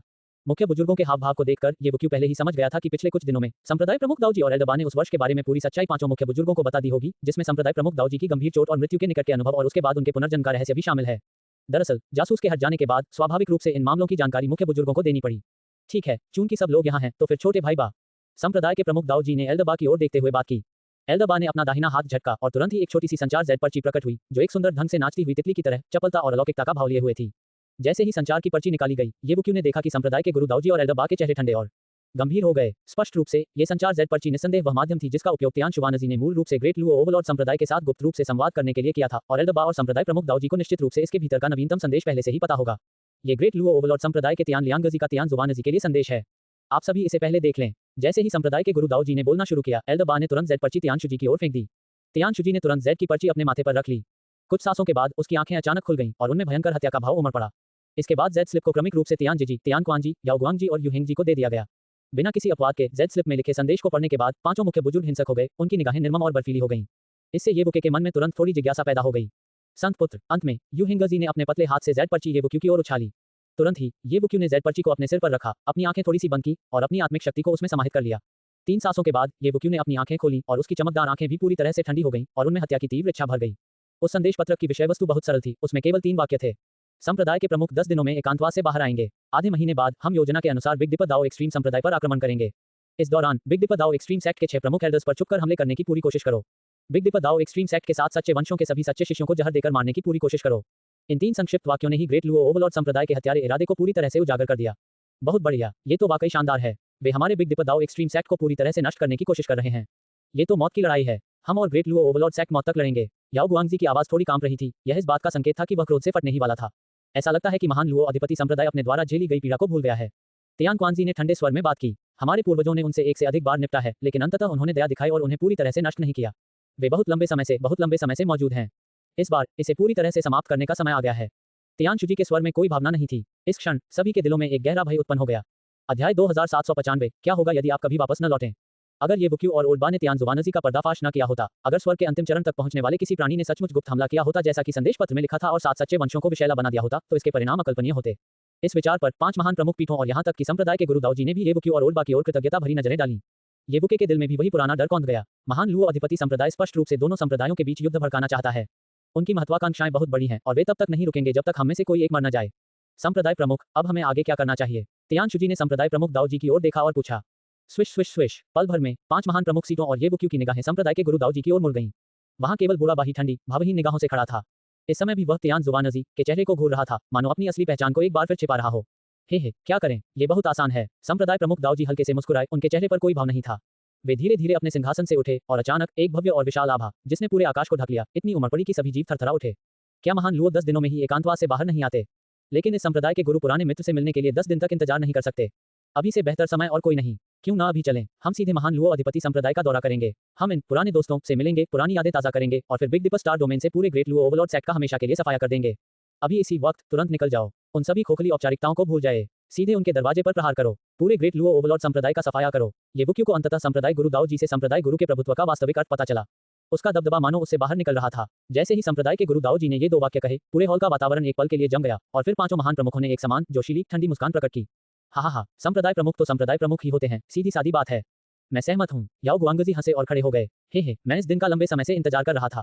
तियान क्वांजी मुस्कुराते हुए बोले, लेकिन जैसे ही उन्होंने अपना रुख स्पष्ट किया, उनके गोल मटोल चेहरे पर एक खतरनाक भाव उभर आया। जब वो बूढ़े लोग हमें अपने दरवाजे पर दस्तक देते देखेंगे तो उनके चेहरे के हाव भाव देखने का मुझे बेसब्री से इंतजार है। हंसी, ये बहुत ही दिलचस्प होगा। युहेंगजी ने मोहक मुस्कान बिखेरी, उसकी खूबसूरत आंखों में एक ठंडी चमक दिखाई दी। ग्रेट लुओ ओवरलॉर्ड सेट को अब भी लगता है कि वे तियान जुवानजी के संपर्क में हैं। निष्क्रियता को सक्रियता में बदलकर और प्रकाश से अंधकार की ओर बढ़कर हमने सबसे बड़ा लाभ प्राप्त कर लिया है। ग्रेट लुओ अधिपति संप्रदाय उत्तरी तारा क्षेत्र में स्थित है। यदि हम पिछली पीढ़ियों के पूर्वजों द्वारा छुपाए गए गुप्त टेलीपोर्टेशन तंत्र का उपयोग करके पूरी गति से वहां पहुंचे, तो वहां पहुंचने में अधिकतम 5 दिन लगेंगे। फिर बिजली की एक झटके से, और चूंकि ग्रेट लुओ का वह बूढ़ा व्यक्ति अभी तक पूर्णता प्राप्त नहीं कर पाया है और एकांतवास से बाहर नहीं आया है, तो हम शायद आधे दिन में ही युद्ध का निपटारा कर सकते हैं। और कुछ नहीं कहना, इस युद्ध में हम पूरे ग्रेट लुओ साम्राज्य का पुनर्तः सफाया कर देंगे। तियानशुजी ने अंतिम निर्णय लिया। प्रथम मुख्य व्यक्ति होने के नाते उन्होंने अंतिम निर्णय दिया। उसी समय पांचों महान प्रमुख सीटों की निगाहें धीरे धीरे ओल्ड बा की ओर मुड़ गईं। उनकी आंखों में तीखी आशा भरी मुस्कान चरम सीमा तक तीव्र हो गई। हे महान लुओ खुद को बहुत चालाक समझते हैं, यह मानते हुए कि चुपचाप टोंटियन ग्रेट परफेक्शन को पार करके, महान लुओ अधिपति संप्रदाय के पैतृक खजाने, आधिपत्य देवता भाले को प्राप्त करके, और यह जानते हुए कि हमारे संप्रदाय ने अपना पैतृक खजाना खो दिया है, वे संप्रदाय प्रमुख को हरा सकते हैं और हमारे बिग दीपक दाऊजी संप्रदाय को हड़प सकते हैं। उन्होंने शायद कभी कल्पना भी नहीं की होगी कि सीनियर ब्रदर बा एक राजा की तरह लौटेंगे और टोंटियन ग्रेट परफेक्शन के मुकाम तक पहुंचेंगे। मैं उन बूढ़े कुत्तों के चेहरों के हाव भाव की कल्पना कर सकता हूं जब वे सीनियर ब्रदर बा को देखेंगे। हा, तियान जीजी जोर से हंसी, जिससे सभी के चेहरे पर भी वैसी ही मुस्कान आ गई। बूढ़े बा ने घमंड भरे लहजे में गुर्राया। 2 पूर्ण टोंटियन ग्रेट परफेक्शन विशेषज्ञ। अब बिग दीपक दाऊजी संप्रदाय के लिए ओल्ड बा का अस्तित्व ही सबसे बड़ा तुरुप का पत्ता था। साथ ही संत को मत भूलना, प्रारंभिक चरण का शिखर टोंटियन क्षेत्र, वह भी महान लुओ अधिपति संप्रदाय को एक बड़ा झटका देगा। तियानशुजी ने आगे कहा। इस क्षण ये बुके के होठों के कोने पर एक तीखी मुस्कान भी दिखाई दी, लेकिन उसकी चमकदार आंखों के भीतर एक प्रचंड हत्या का इरादा झलक रहा था। वह बिग दीपक बीकन टावर में ग्रेट लुओ ओवरलॉर्ड संप्रदाय के 2 प्रमुखों द्वारा किए गए अपने जानलेवा हमले को भूला नहीं था। अगर ओल्ड बा वहां न होता तो वह बहुत पहले ही मर चुका होता। हालांकि 7 किल्स चाइल्ड और हेवनली सीक्रेट चाइल्ड को ओल्ड बा ने मार डाला था, ये बुक्यू को ग्रेट लुओ ओवरलॉर्ड सेट का ये कर्ज बहुत स्पष्ट रूप से याद था, वह इसे जरा भी नहीं भूला था। अच्छा, चूंकि सब सहमत हैं, तो चलिए चलते हैं। संप्रदाय के गुरु दाऊजी ने अपने विशाल हाथ को अपने सामने स्थित शून्य क्षेत्र की ओर लहराया। भनभनाहट। अगले ही पल ये बुक्यू की चौंकी हुई निगाहों के सामने उसने देखा कि संप्रदाय प्रमुख के हॉल के शून्य क्षेत्र के भीतर एक विशाल टेलीपोर्टेशन सरणी धीरे धीरे आकार ले रही है। ये बुक्यू के दिल में उठे सदमे को भांपते हुए तियानशुजी मुस्कुराए और बोले, हमारे बिग दीपक दाऊजी संप्रदाय और ग्रेट लुओ ओवरलॉर्ड संप्रदाय के बीच की दुश्मनी बहुत बहुत पुरानी है, जिसकी जड़ें संस्थापक पूर्वज के समय तक जाती हैं। इसलिए संप्रदाय के प्रत्येक प्रमुख और मुखिया ने ग्रेट लुओ ओवरलॉर्ड संप्रदाय के खिलाफ सतर्कता बरती है और कई बैकअप योजनाएं तैयार रखी हैं। उदाहरण के लिए, ग्रेट लुओ ओवरलॉर्ड सेट की ओर जाने वाले टेलीपोर्टेशन एरे का निर्माण पीढ़ियों से पूर्वजों के प्रयासों से वर्षों तक गुप्त रूप से धीरे धीरे किया गया था और अंततः ये पूरा हुआ। इस टेलीपोर्टेशन एरे समूह का स्रोत संप्रदाय प्रमुख के हॉल में स्थित है और इसे केवल संप्रदाय प्रमुख ही सक्रिय कर सकते हैं। इसका उद्देश्य सरलता और गति है, ताकि एक दिन हमारे लिए हमला करना सुविधाजनक हो सके। ये सुनकर ये बुके मन ही मन आश्चर्यचकित रह गया। साथ ही उन्हें बिग दीपक दाऊजी संप्रदाय के पूर्वजों की पीढ़ियों के प्रति हार्दिक प्रशंसा का भाव भी था। यही एक दीर्घकालिक शक्ति की नींव थी, बुरे समय के लिए तैयारी करना और आने वाली पीढ़ियों के लिए योजना बनाना। अब जैसे जैसे टेलीपोर्टेशन सरणी सघन होती जा रही थी, संप्रदाय के गुरु दाऊजी धीरे धीरे अपने सिंहासन से नीचे उतरे, अपने हाथों को अपनी पीठ के पीछे रखा और टेलीपोर्टेशन सरणी के सामने की ओर चले गए। उनकी गहरी आंखों में भावनाओं का एक संकेत उभर रहा था। फिर संप्रदाय प्रमुख दाऊजी ने हंसते हुए कहा, बुक्यू के प्रकट होने और छोटे भाई बा के लौटने से पहले ही इस संप्रदाय प्रमुख ने वास्तव में एक योजना बना ली थी। संप्रदाय के गुरु दाऊजी के अचानक कहे गए शब्दों ने तुरंत सबका ध्यान आकर्षित कर लिया, जिससे सभी की निगाहें आश्चर्य और जिज्ञासा से भर गईं। और यही बात थी कि यह संप्रदाय प्रमुख अकेले ही महान लुओ अधिपति संप्रदाय में जाएगा। जैसे ही ये शब्द मुंह से निकले, ये बुक्यू और 6 महान प्रमुख बुजुर्गों के दिल एक साथ कांप उठे। बड़े भाई आप, बूढ़ा बा हैरान रह गया। वे संप्रदाय के गुरु दाऊजी के शब्दों के निहितार्थ को कैसे नहीं समझ पाए। पंथ के गुरुजी, क्या होगा यदि आप कभी वापस न लौटें? ये बुक्यू भावुक हो गया। संप्रदाय के गुरु दाऊजी की पीठ को देखते हुए वह बोलने से खुद को रोक नहीं पाया। तो फिर मैं कभी वापस नहीं लौटूंगा। संप्रदाय के गुरु दाऊजी के मुख से 5 सरल शब्द निकले, जिनमें उदासीनता और दृढ़ता का भाव था। फिर भी उन्होंने 6 महान मुख्य बुजुर्गों और ये बुक्यू के दिलों को शक्तिशाली रूप से झकझोर दिया। ये संप्रदाय प्रमुख दाऊजी थे, जो जानते थे कि उनकी मृत्यु निश्चित है, फिर भी वे स्वयं को बलिदान करना चाहते थे और अकेले ही महान लुओ अधिपति संप्रदाय पर आक्रमण करने के लिए तैयार थे। अपनी अंतिम शक्ति का उपयोग करते हुए बिग दीपक दाऊजी संप्रदाय के लिए अपेक्षाकृत उज्ज्वल और स्थिर भविष्य के लिए लड़ रहे थे। कितना दुखद और वीरतापूर्ण, कितना रोमांचक। मृत्यु के समय भी संप्रदाय प्रमुख दाऊजी बिग दीपक दाऊजी संप्रदाय को अपनी अंतिम शक्ति का योगदान देना चाहते थे। सचमुच अपनी पूरी जान लगा दी, जब तक कि उसका दिल धड़कना बंद नहीं हो गया। पल भर में युहेंगजी की आंखों में आंसू भर आए। अन्य प्रमुख पदों पर बैठे व्यक्तियों के शरीर भी कांप रहे थे। ये बुके भी थोड़ा कांपने से खुद को रोक नहीं पाए। उन सातों ने संप्रदाय के गुरु दाऊजी की पीठ की ओर देखा और उनके हृदय की गहराइयों से असीम सम्मान और उत्साह की भावना उमड़ पड़ी। अध्याय 2796 लिया गई माइक्रो डस्ट एरे। विशेष रूप से ये बुके। इस क्षण उसे ऐसा लगा जैसे उस पर बिजली गिर गई हो। उसने संप्रदाय के गुरु दाऊजी से बलिदान से न डरने और संप्रदाय के लिए सब कुछ समर्पित करने की भावना को गहराई से महसूस किया, जिसने ये बुके को अत्यंत प्रभावित किया। लेकिन तुरंत ही वह बोलने से खुद को रोक नहीं पाया। संप्रदाय के गुरु, इस बार हम आपके साथ हैं। आपको स्वयं को बलिदान करने की आवश्यकता नहीं है। हम 8 एक साथ जाएंगे और अंत में एक साथ ही लौटेंगे। उनके शब्द प्रभावशाली, गहरे और शक्तिशाली थे। ये बुक्यू की बातें सुनकर 6 महान मुख्य बुजुर्गों ने भी धीरे से सिर हिलाया। उनकी निगाहें दृढ़ थीं और उनकी आभा इंद्रधनुष की तरह उमड़ रही थी। संप्रदाय के गुरु दाऊजी ने अपना सिर घुमाकर ये बुक्यू की ओर देखा, फिर 6 महान प्रधान बुजुर्गों की ओर देखा और अचानक दिल खोलकर हंसे। स्वाभाविक रूप से उन्होंने पूर्ण उदारता का प्रदर्शन किया। भनभनाहट। अंततः एक गर्जना के साथ अंतरिक्ष की एक अविश्वसनीय रूप से तीव्र शक्ति पूरे हॉल में फैल गई और टेलीपोर्टेशन सरणी पूरी तरह से बन गई। चलदर संप्रदाय प्रमुख दाऊजी ने नेतृत्व किया और 6 महान मुख्य बुजुर्ग और ये बुक्यू उनके पीछे पीछे चल रहे थे। सभी 8 आकृतियां टेलीपोर्टेशन सरणी में प्रवेश कर गईं। जैसे ही टेलीपोर्टेशन प्रकाश विस्फोटित हुआ, 8 आकृतियां पूरी तरह से उसके भीतर गायब हो गईं और संप्रदाय प्रमुख का पूरा हॉल एक बार फिर मंद पड़ गया। बिग दीपक दाऊजी संप्रदाय के सभी शिष्यों और वरिष्ठों ने कभी कल्पना भी नहीं की होगी कि इस समय उनके संप्रदाय के गुरु, संत और मुख्य वरिष्ठ एक अभूतपूर्व घटना को अंजाम देने के लिए चुपचाप प्रस्थान कर चुके हैं। भनभनाहट, भनभनाहट, भनभनाहट। अंधकार में शून्य लोक में दूर से एक चमकदार प्रकाश स्तंभ आ रहा था। इसकी चमकती रोशनी ने यहाँ के अंधेरे को रोशन कर दिया। अंतरिक्ष की अनगिनत अराजक अंतर्धाराओं ने प्रकाश के इस अचानक स्तंभ को महसूस करते हुए तुरंत उन्मत्त होकर हमला कर दिया, इस प्रकाश स्तंभ को नष्ट करने, मिटाने और आत्मसात करने की चाहत में। हालांकि टेलीपोर्टेशन स्तंभ के भीतर से एक ठंडी फुफकार सुनाई दी। एक विशाल और भव्य शक्ति चारों दिशाओं में फैल गई, मानो एक शानदार लाल सूर्यास्त की चमक हो, और उसने टेलीपोर्टेशन स्तंभ को घेर लिया। जैसे ही वे अराजक स्थानिक धाराएं उससे टकराईं, वे तुरंत गायब हो गईं। टेलीपोर्टेशन स्तंभ को नष्ट करने की बात तो दूर, वे उसके पास भी नहीं पहुंच सकीं। और एक झटके में टेलीपोर्टेशन स्तंभ तेजी से दूर चला गया और इस अंधेरे शून्य क्षेत्र में गायब हो गया। इस समय इस टेलीपोर्टेशन स्तंभ के भीतर 8 आकृतियां थीं। स्वाभाविक रूप से वे 8 लोग, जिनमें संप्रदाय प्रमुख दाऊजी और येवुक्यू शामिल थे, जो गुप्त रूप से बिग डिपर दाऊजी संप्रदाय से निकले थे। तियानशुजी सबसे आगे खड़ा था और टेलीपोर्टेशन स्तंभ से बाहर देख रहा था। उसके हाथ में अंतरिक्ष शक्ति से भरा एक प्राचीन कंपास था, जो जुगनुओं की तरह लगातार टिमटिमा रहा था। ये निरंतर टेलीपोर्टेशन 4 दिनों से जारी है। स्थानिक दिशासूचक यंत्र के मार्गदर्शन और तुलना के अनुसार हम सही टेलीपोर्टेशन पथ पर आगे बढ़ रहे हैं। हमारे पूर्वजों द्वारा छोड़े गए टेलीपोर्टेशन तंत्र वास्तव में अविश्वसनीय रूप से रहस्यमय हैं। समय के निरंतर प्रभाव और क्षरण के बावजूद उन्हें कोई क्षति नहीं हुई है। स्थानिक कंपास को पकड़े हुए तियानशुजी ने भावुक होकर बात की, जिसमें बिग डिपर दाऊजी संप्रदाय के पूर्वजों के प्रति सम्मान का भाव झलक रहा था। तो इसका मतलब यह है कि एक और दिन में हम दक्षिणी तारा क्षेत्र में महान लुओ अधिपति संप्रदाय के पास एक निश्चित तारा में आकाश तक पहुंच सकते हैं। बैठे हुए येवुके ने धीरे धीरे अपनी आंखें खोली और बोलना शुरू किया। सही दिशासूचक अभिलेखों के अनुसार हमारे बिग डिपर दाऊजी संप्रदाय और ग्रेट लुओ अधिपति संप्रदाय के बीच कुल 29 सुपर टेलीपोर्टेशन एरे हैं।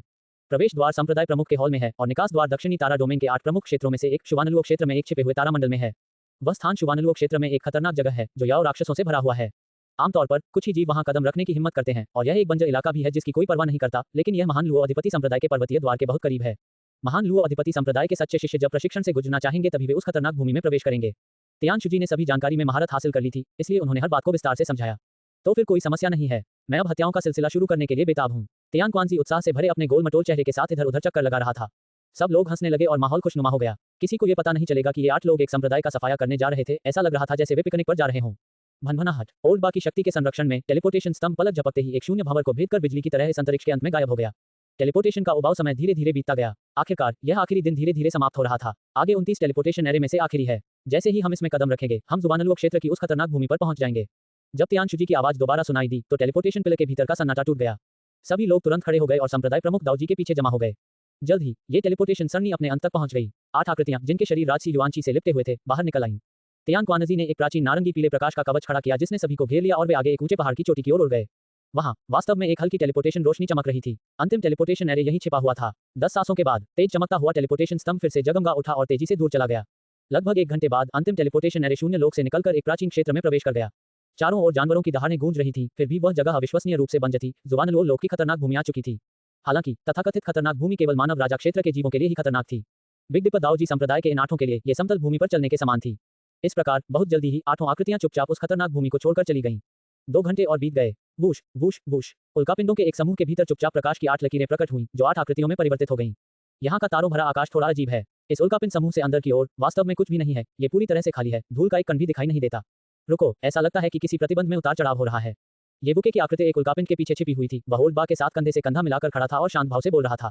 हाँ, संत की नजरें तो कमाल की हैं। ये खाली तारों भरा आकाश ही ग्रेट लुओ ओवरलॉर्ड संप्रदाय का पर्वतीय द्वार है, और वह प्रतिबंध का उतार चढ़ाव पर्वतीय द्वार की रक्षा करने वाला सीलबंद प्रतिबंध है। लिया गई माइक्रो डस्ट एरे।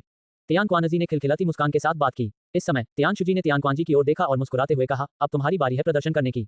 इसे मुझ पर छोड़ दो। उस समय इस लिया गई माइक्रो डस्ट एरे को संभालने में मैंने काफी मेहनत की थी। आज मैं ग्रेट लुओ ओवरलॉर्ड सेट के इस कछुए के खोल को चीर डालूंगा और मैं इसे चुपचाप करूंगा। तियान क्वानजी ने अपना दाहिना हाथ झटका और अचानक 2 अजीब आकार के हथियार प्रकट हुए, जो विनाश की एक प्राचीन भावना से उत्प्रोत थे, बेहद खतरनाक। तुरंत ही तियान क्वानजी ने मंत्रों का जाप करना शुरू कर दिया और उसके हाथों में मौजूद अजीब हथियार अचानक एक हल्की सी चमक से जगमगा उठे। इस दृश्य को देखकर येवुके का दिल एक बार फिर आश्चर्य से कांप उठा, क्योंकि उन्होंने एक बार फिर वेद दाओ चरम संप्रदाय की गहन विरासत को महसूस किया। पर्वतों की रक्षा करने वाली मुहरें हमेशा से ही किसी शक्ति का प्रतीक और सबसे मजबूत चिन्ह रही हैं। इन्हें तोड़ना आमतौर पर कठिन होता है, और जब तक पर्वतों की रक्षा करने वाली मुहर नहीं टूटती, तब तक किसी शक्ति में सेंध लगाना लगभग असंभव है। लेकिन अब तियान क्वानजी को देखकर स्पष्ट है कि वह डालुओ अधिपति संप्रदाय की पर्वत सुरक्षात्मक मुहर को अच्छी तरह से जानता है, और उसने इसे तोड़ने का एक तरीका भी ढूंढ लिया है। ये कितना जबरदस्त है। दुष्ट का विस्तार में वर्णन। बस इसी बिंदु से कोई भी देख सकता है कि वेद दाओ एक्सट्रीम सेट कितना शक्तिशाली है। वास्तव में वेद में नंबर 1 सेट होने के योग्य है। जाना 10 सांसों के बाद तियान क्वानजी की एक धीमी सी चीख सुनाई दी, और जैसे ही उसने अपने हाथ ऊपर उठाए, उसके हाथों में मौजूद 2 अजीब हथियार पल भर में भयानक काले प्रकाश में बदल गए, जो शून्य को भेदते हुए आगे बढ़ रहा था। वे जहां से भी गुजरते, वहां का शून्य काले रंग की लहरों से भर उठता, एक बेहद भयावह दृश्य। Puff puff. जैसे कोई तेज धार वाला चाकू पानी को काटता है, वैसे ही 2 अजीब हथियार तारों भरे आकाश में गोता लगाते ही तुरंत गायब हो गए, मानो उन्हें निगल लिया गया हो। लेकिन तियान क्वानजी के चेहरे पर अब भी मुस्कान थी, मानो उसने इसका पहले से ही अनुमान लगा लिया हो। पूरे 15 मिनट बाद तक ऐसा नहीं हुआ। फुफकार। तारों से भरे खाली आकाश में अचानक एक विशाल पारदर्शी प्रकाश का पर्दा प्रकट हुआ। ऐसा प्रतीत हुआ जैसे वह हमेशा से वहीं था, लेकिन किसी ने उस पर ध्यान नहीं दिया था। लेकिन ठीक उसी क्षण पारदर्शी प्रकाश के पर्दे पर 2 गहरे काले छेद दिखाई दिए, और फिर यह पारदर्शी प्रकाश का पर्दा मुरझाए हुए फूल की तरह बिखरने लगा। 10 सांसों से भी कम समय में ये पारदर्शी प्रकाश का पर्दा पूरी तरह से फट गया और चकनाचूर होकर कुछ भी नहीं रह गया। अगले ही पल येबुके की निगाहें और भी तेज हो गईं, क्योंकि मूल रूप से खाली तारों से भरा आकाश दो रूपों वाले सूक्ष्म धूल सरणी के टूटने के बाद अंततः अपना असली रूप प्रकट कर दिया। उसकी निगाहों के अंत में एक अविश्वसनीय रूप से विशाल पत्थर का द्वार दिखाई दिया, जो कसकर बंद था, राजसी और भव्य, मानो कोई अद्वितीय भयंकर जानवर यहाँ सुप्त अवस्था में पड़ा हो। और इस पर्वतीय द्वार के शीर्ष पर दसियों हजार फीट आकार की एक विशाल चांदी की पट्टिका जड़ी हुई थी। बेहद शानदार, बेहद चकाचौंध कर देने वाला। पट्टिका पर 5 बेहद ही भड़कीले और अभिमानी सुनहरे पात्रों को उकेरा गया था। डालुओ अधिपति संप्रदाय, वूश वूश वूश। तुरंत ही संप्रदाय प्रमुख दाऊजी, येबुक्यू और 8 वरिष्ठ उल्कापिंडों की तरह तारों भरे आकाश में तेजी से आगे बढ़े और डालुओ अधिपति संप्रदाय के पर्वतीय द्वार के सामने पहुंच गए। अपने सामने विशाल पत्थर के द्वार को देखते हुए येबुके के होठों के कोने पर धीरे धीरे एक तीखी मुस्कुराती हुई चमक दिखाई दी। आज डालुओ अधिपति संप्रदाय में काफी चहल पहल थी, क्योंकि आदरणीय ग्रैंड एल्डर्स में से एक तियानशियांग जी 9 स्वर्गों में स्थित अपने स्टार दाव क्षेत्र से दलुओ ओवरलॉर्ड संप्रदाय के सभी सच्चे शिष्यों को प्रवचन देने के लिए अवतरित हुए थे। इस समय विशाल खाली चौक डालुओ अधिपति संप्रदाय के सच्चे शिष्यों की घनी भीड़ से भरा हुआ था, जिनके चेहरों पर क्रूर और आशा भरी तिरस्कार की मुस्कान थी। विशेष रूप से सबसे आगे खड़ा युवक, जो पूरी तरह से काले लबादे में लिपटा हुआ था, वह कोई और नहीं बल्कि डालुओ अधिपति संप्रदाय का प्रथम प्रमुख किनपोटियन था। वह पहले स्टारफील्ड बैटलफील्ड गया था, लेकिन बाद में एक चोट के कारण उसे बीच में ही सेवानिवृत्त होने के लिए मजबूर होना पड़ा और वह डालुओ ओवरलॉर्ड संप्रदाय में लौट आया। लेकिन स्टारफील्ड बैटलफील्ड के भीतर उन्हें एक शानदार अवसर प्राप्त हुआ था। उसकी ताकत में अब अभूतपूर्व वृद्धि हुई थी। वह एक उच्च स्तरीय परफेक्ट जनरल के स्तर तक पहुंच गया था और पीक जनरल बनने से बस एक कदम दूर था। इससे किनपोतियान बेहद अहंकारी हो गया। इस समय किनपोटियन ने चौक के अंत की ओर एक भयावह मुस्कान के साथ देखा, क्योंकि चौक के अंत में सिंहासन पर बैठे तियानशियांग जी बड़े जोश के साथ बोल रहे थे। जल्द ही जब संप्रदाय प्रमुख सफलतापूर्वक एकांतवास से बाहर आएंगे, तो हमारा दलुओ अधिपति संप्रदाय बेईडर दाओ चरम संप्रदाय को निगल जाएगा। तब तक जब हम बेईडर दाओ एक्सट्रीम सेक्ट के हर शिष्य और हर वरिष्ठ को मार डालेंगे, तब हम बेईडर स्टारफील्ड की सभी शक्तियों को यह साबित कर देंगे कि बेईडर का नंबर 1 सेक्ट हमारा डालुओ ओवरलॉर्ड सेक्ट है। पिछले कुछ दिनों से सभी शिष्यों को संप्रदाय छोड़ने से मना किया गया है, ताकि कोई खबर लीक न हो, समझे। तियानशियांग जी, जो पूरे 1 घंटे से बोल रहा था, आखिरकार उसका मन भर आया और उसने बोलना समाप्त करना शुरू कर दिया। हम ग्रैंड एल्डर के आदेश का पालन करते हैं, दलुओ अधिपति संप्रदाय के सभी सच्चे शिष्यों ने एकमत होकर उत्तर दिया। लेकिन तभी डालुओ ओवरलॉर्ड संप्रदाय का एक सच्चा शिष्य अचानक कांपते हुए बोला, महामहिम, बेईडर दाओ चरम संप्रदाय ने लंबे समय से बेईडर तारामंडल पर अपना प्रभुत्व जमा रखा है। अगर हम बेईडर दाओ चरम संप्रदाय को नष्ट करने में सफल नहीं हुए तो क्या होगा? जैसे ही उस शिष्य ने बोलना शुरू किया, पूरा स्थान सन्नाटे में डूब गया। Swish swish swish. द्वेष, संदेह और तिरस्कार से भरी अनगिनत निगाहें उसकी ओर मुड़ गईं, जिससे शिष्य पल भर में भय से कांप उठा।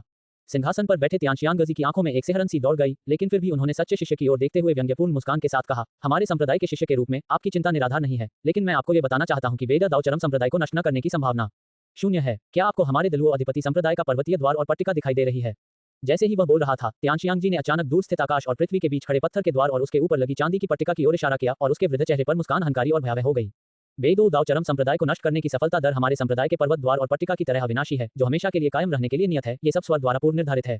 क्या आप समझते हैं? समझा। डालुओ अधिपति संप्रदाय के सभी शिष्यों ने तुरंत एक साथ दहाड़ लगाई। उनकी आवाजों ने आकाश और पृथ्वी को हिला दिया। वे क्रूर और रक्तपिपासु थे।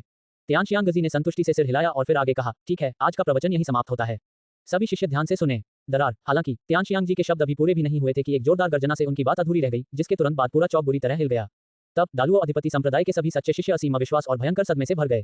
टकराना। दलुओ अधिपति संप्रदाय के संस्थापक युग से विरासत में मिला स्वर्ग और पृथ्वी के बीच खड़ा पर्वतीय द्वार अब अनगिनत चकनाचूर पत्थरों में तब्दील होकर शून्य में बिखर गया। ये स्पष्ट रूप से बाहर से अंदर की ओर आने वाली एक अविश्वसनीय रूप से भयानक शक्ति द्वारा चूर-चूर हो गया था। और पत्थर के द्वार के ऊपर लटकी चांदी की पट्टिका सीधे हवा में उड़ गई, शून्य में कमजोर रूप से घूमती हुई, फिर जमीन पर जोर से गिरी, मूर्ति और विकृत हो गई। उस पर बने 5 सुनहरे अक्षरों में से 3 पूरी तरह से धुंधले हो गए थे और बाकी 2 के कुछ हिस्से गायब थे, जिससे वे बेहद हास्यास्पद लग रहे थे। इस पूरे इलाके में धूल के अनगिनत गुबार उठे और वह धूल से ढक गया। उसी समय एक शानदार युवक की आवाज, मानो स्वर्ग के पार से आ रही हो, इस सन्नाटे भरे संसार में गूंज उठी और 9 स्वर्गों तक पहुंच गई। पुराने दोस्त मिलने आए हैं, विशेष रूप से दलुओ अधिपति संप्रदाय के सभी मृतकों को श्रद्धांजलि देने के लिए। फुफकार। जैसे ही ये शब्द कहे गए, हवा में फैली अंतहीन धूल छट गई और एक लंबा पतला युवक धीरे धीरे पहाड़ के द्वार के बाहर से दलुओ अधिपति संप्रदाय में प्रवेश कर गया। अध्याय 2798 राख में बदल गया। संपूर्ण शांति, एक भयानक डरावनी खामोशी, पूर्ण एकदम सन्नाटा। महान लुओ अधिपति संप्रदाय के लगभग सभी सच्चे शिष्य मिट्टी की मूर्तियों की तरह जमकर खड़े हो गए, गतिहीन हो गए। वे आसमान में फैली धूल, टूटे हुए पहाड़ी द्वार और मुड़ी हुई चांदी की पट्टिका को निसंकोच घूर रहे थे, जिसके 5 अक्षरों में से 3 मिट चुके थे, केवल 2 ही पढ़े जा सकते थे, मानो वे किसी ऐसे बुरे सपने में फंस गए हों जिससे वे जाग नहीं सकते। तियानजियांग जी भी उतनी ही स्तब्ध थी। ये सब कुछ बहुत अचानक हुआ था, और वो भी बिना आवाज किए, ऐसा कुछ जिसकी कल्पना 1000 साल में भी कोई नहीं कर सकता था। ग्रेट लुओ ओवरलॉर्ड सेक्ट का पहाड़ी द्वार सचमुच लात मारकर तोड़ दिया गया था। सदियों पुरानी वह पट्टिका, जो संप्रदाय के लंबे इतिहास की प्रतीक थी और अनगिनत युगों की साक्षी रही थी, अब चकनाचूर होकर जमीन पर पड़ी थी। संस्थापक पूर्वज द्वारा छोड़े गए 5 अक्षर एक ही प्रहार में नष्ट हो गए। किसी ने संप्रदाय के चेहरे और गरिमा को ही कुचल दिया था। द्वार के उस पार से एक युवक उड़ती हुई धूल में से होकर गुजरा। उसके लंबे बाल लहरा रहे थे, लंबा और फुर्तीला, वह किसी युद्ध देवता जैसा लग रहा था। उसका गोरा सुंदर चेहरा साफ दिखाई दे रहा था। ये बुके के अलावा और कौन हो सकता था, जिसने ग्रेट लुओ ओवरलॉर्ड सेक्ट के द्वार को उड़ा दिया और चांदी की पट्टिका को हवा में उड़ा दिया, हमेशा की तरह तेज, सटीक और क्रूर। तुम्हारी आंखें अधमरी लग रही हैं, लेकिन ऐसी खाली निगाहें तो केवल मृत लोगों की ही होती हैं। ये बुके हवा में ही रुक गया, अपने हाथों को पीछे बांधे हुए नीचे मौजूद सच्चे शिष्यों को निहार रहा था। फिर एक ही नजर से अभी भी अचंभित तियानजियांग पर ध्यान केंद्रित किया। उसकी चमकदार आंखों में रुचि की एक चिंगारी भड़क उठी। जैसे ही ये शब्द मुंह से निकले, आसमान में बिजली कड़की, जिससे ग्रेट लुओ ओवरलॉर्ड संप्रदाय का हर सदस्य चौंक कर जाग गया। पलक झपकते ही असीम हत्या का इरादा और दुष्ट ऊर्जा पिघली हुई चट्टान की तरह फूट पड़ी। तुम मौत के लायक हो, हमारे द्वार को नष्ट करोगे, मैं तुम्हें जिंदा जला दूंगा, उसे टुकड़े टुकड़े कर दो, मारो मारो मारो। अंतहीन भयंकर गर्जनाओं से आकाश कांप उठा, प्रत्येक सच्चे शिष्य की आंखें लाल हो गईं, चेहरे विकृत हो गए, आत्माएं उबल रही थीं। ची की शक्ति उमड़ पड़ी, गरजते हुए वे उल्कापिंडों की तरह येवुक्यू की ओर बढ़े और अपनी सारी दिव्य क्षमता झोंक दी। उनके सामने ही उनका द्वार पूरी तरह से नष्ट हो गया था। यह अपमान किसी के सिर पर मल त्याग करने से कम अपमानजनक नहीं है। केवल रक्त ही ऐसी शर्म को धो सकता था। हालांकि ज्यादातर लोग इस युवक को नहीं जानते थे, लेकिन अब उन्हें इसकी परवाह भी नहीं थी। उनके मन में केवल एक ही विचार था, उसे अभी इसी वक्त मार डालो। उसकी मृत्यु इतनी दयनीय होगी कि वह पूरी तरह से नष्ट हो जाएगा और कभी पुनर्जन्म नहीं ले पाएगा। बूम बूम बूम, शून्य चीख उठा। अंतहीन हत्या की तकनीकों ने येवुक्यू को पल भर में निगल लिया। लेकिन अगले ही पल येवुक्यू के चारों ओर एक प्राचीन एम्बर रंग की ढाल चमक उठी। ग्रेट लुओ ओवरलॉर्ड संप्रदाय के शिष्यों द्वारा किया गया हर हमला उस पर टकराकर गायब हो गया, मानो उसे खरोंच तक न लगा सके। सुरक्षा कवच के भीतर खड़े होकर येवुक्यू ने उन पर दोबारा नजर डालने की जहमत ही नहीं उठाई। उसकी निगाहें पूरी तरह से तियान जियांग जी पर टिकी हुई थीं। उनकी सबसे भयंकर क्षमताओं को बिना छुए ही नष्ट होते देख सच्चे शिष्यों को अंततः एहसास हुआ कि यह युवक वास्तव में कितना भयानक था। जो भी ग्रेट लुओ ओवरलॉर्ड सेक्ट के द्वार को तोड़ सकता है, वह शायद ही कोई साधारण व्यक्ति होगा, है ना? द्वार के बाहर भव्य सुरक्षात्मक संरचना खड़ी थी, द्वैतसार सूक्ष्म धूल संरचना। हर शिष्य इसकी शक्ति को जानता था, यहाँ तक कि टोंटियन क्षेत्र का विशेषज्ञ भी इसमें उलझ जाता, फिर भी यह युवक आसानी से इससे बच निकला। इसका क्या तात्पर्य था? पल भर में हर शिष्य का चेहरा पीला पड़ गया, उनके दिलों में उबल रही रक्त पिपासा बर्फ की बाल्टी से शांत हो गई। एक बार फिर सन्नाटा छा गया और धरती और आकाश में सन्नाटा पसरा गया। आखिरकार, तू छोटा दरिंदा, तू मर गया, तू जो भी हो, तू मर गया। स्वर्ग और पृथ्वी मिलकर भी तुझे नहीं बचा सकते। मैं तेरी हड्डियों को चूर चूर कर राख कर दूंगा। नरक से एक भयंकर दहाड़ फूट पड़ी, जो घातक दुष्ट ऊर्जा से भरी हुई थी और 9 स्वर्गों की ओर बढ़ रही थी। तियान जियांगजी अंततः सदमे से बाहर आ गया और अपने सिंहासन से आकाश की ओर उछल पड़ा। उसका चेहरा क्रूरता से विकृत था, उसकी आंखें एक ऐसे भेड़िए की तरह थी जो येवुक्यू को काट, चबा और जिंदा निगल जाना चाहता था। वह हवा में तेजी से आगे बढ़ा, पीकरली स्टेज टोंटियन दायरे का पूरा दबाव बाहर की ओर टकराया, जिससे शून्य चकनाचूर हो गया। पंथ प्रमुख तियान जियांग, उसे मार डालो, उसके टुकड़े टुकड़े कर दो, उसके 4 टुकड़े कर दो, उसका सिर धड़ से अलग कर दो, उसके शरीर से मांस का एक एक टुकड़ा निकाल लो। अनेक सच्चे शिष्यों ने जय जयकार की, उनकी आत्माएं उत्साह से भर उठीं। प्रमुख तियान जियांग जी ने कार्रवाई कर दी थी। वह अभिशापित युवक मौत की भीख मांगेगा, लेकिन उसे मौत नहीं मिलेगी। फिर भी भीड़ के बिल्कुल आगे एक आदमी येवुक्यू को टकटकी लगाकर देख रहा था। उसके चेहरे पर क्रोध, भय, अविश्वास और द्वेष का तूफान सा उमड़ रहा था। उस चेहरे, वह आकृति, राख में तब्दील हो जाने के बावजूद किनपोटियन उसे कभी नहीं भूल सकी। जिसने उस पर अंतहीन अपमान का पहाड़ा खड़ा कर दिया था, वह दुष्वप्न जो उसे रात रात भर जगाए रखता था, घृणा और पागलपन से त्रस्त करता था। प्रमुख, येवुक्यू है, वही जिसे हमने मारने की योजना बनाई थी। येवुक्यू, बिग दिपर दाओ जी संप्रदाय का नवनियुक्त संत। किनपोटियन की विशैली चीख आसमान को भेद गई। उसकी पुकार सुनकर प्रत्येक सच्चे शिष्य का मुंह खुला रह गया, उनके दिमाग में बिजली की तरह गर्जना हो रही थी। बहुत ऊपर तियान जियांग जी हत्या के इरादे से भरा हुआ अचानक रुक गया, मानो उसकी खोपड़ी के अंदर अनगिनत तारे फट गए हों। ये सचमुच एक छोटा सा शैतान है। उसकी हिम्मत कैसे हुई यहाँ आने की? वह आएगा ही क्यों? तियान जियांग जी का स्वभाव उग्र था, उसकी प्रकृति क्रूर थी, लेकिन वह मूर्ख नहीं था। उसके भीतर सदमे और क्रोध के साथ साथ हैरानी भी उमड़ रही थी। नहीं, उस बदमाश की ताकत के साथ उसे हमारे द्वार के बाहर मौजूद dual essence micro dust formation द्वारा 10,000 बार टुकड़े टुकड़े कर दिया जाना चाहिए था। ये सोचते ही तियान जियांग जी की आंखें अत्यंत सिकुड़ गईं।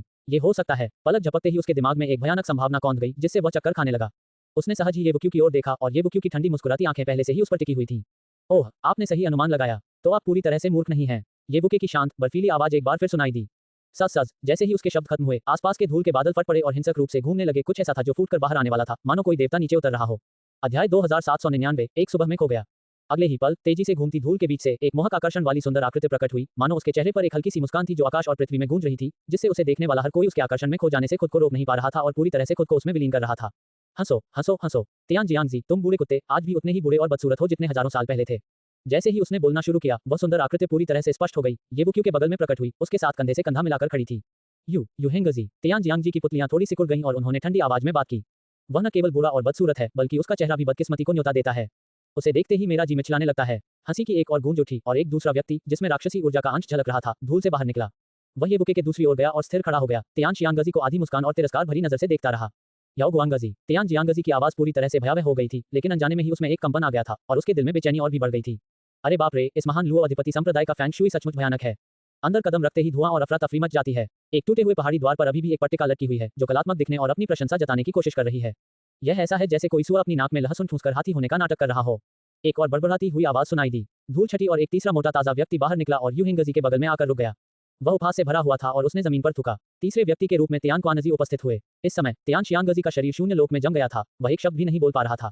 उसके माथे से ठंडे पसीने की हल्की बूंदें बह रही थीं और उसके दिल की बेचैनी असीम सदमे और क्रोध में बदल गई थी। इस सीट को धुएं और अव्यवस्था से भरी जगहें बिल्कुल पसंद नहीं है। जैसे ही मुझे ऐसी कोई जगह दिखती है, मेरा मन करता है कि उसे तहस नहस कर दूं। इस बार तो मैं इसे जी भरकर तहस नहस कर पाऊंगा। चौथा व्यक्ति धूल से बाहर निकला, अपना सिर हिलाते हुए। वह याओ गुआंगजी के बगल में रुका, शांत और संयमित दिख रहा था। उसके चेहरे पर मुस्कान थी, लेकिन उसकी आंखों में ठंडी चमक बर्फ की तरह दमक रही थी।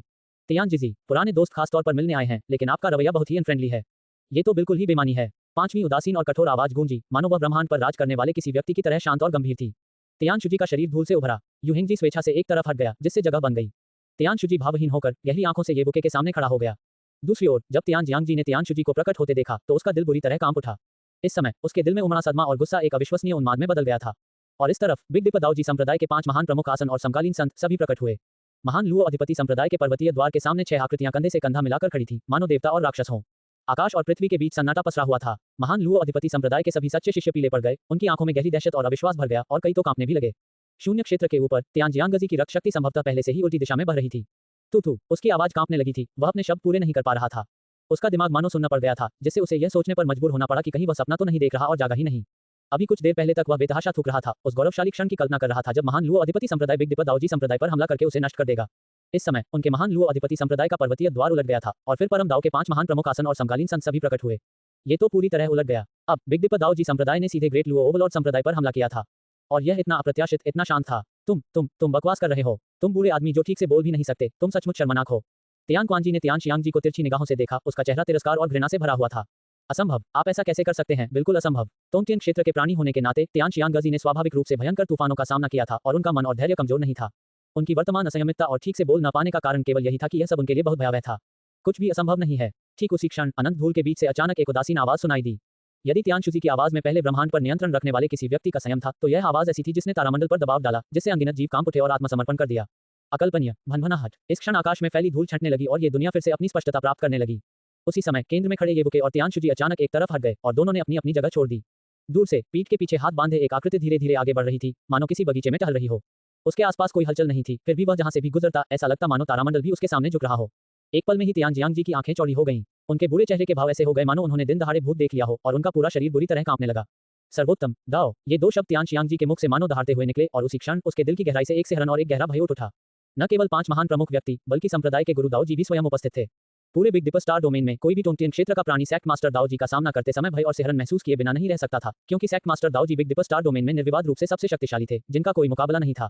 हालांकि महान लुओ अधिपति संप्रदाय के संप्रदाय प्रमुख महान लुओ संप्रदाय प्रमुख दाओ जी की बातों से पूरी तरह सहमत नहीं थे, फिर भी वे यह अच्छी तरह समझते थे कि वे एक कदम पीछे हैं।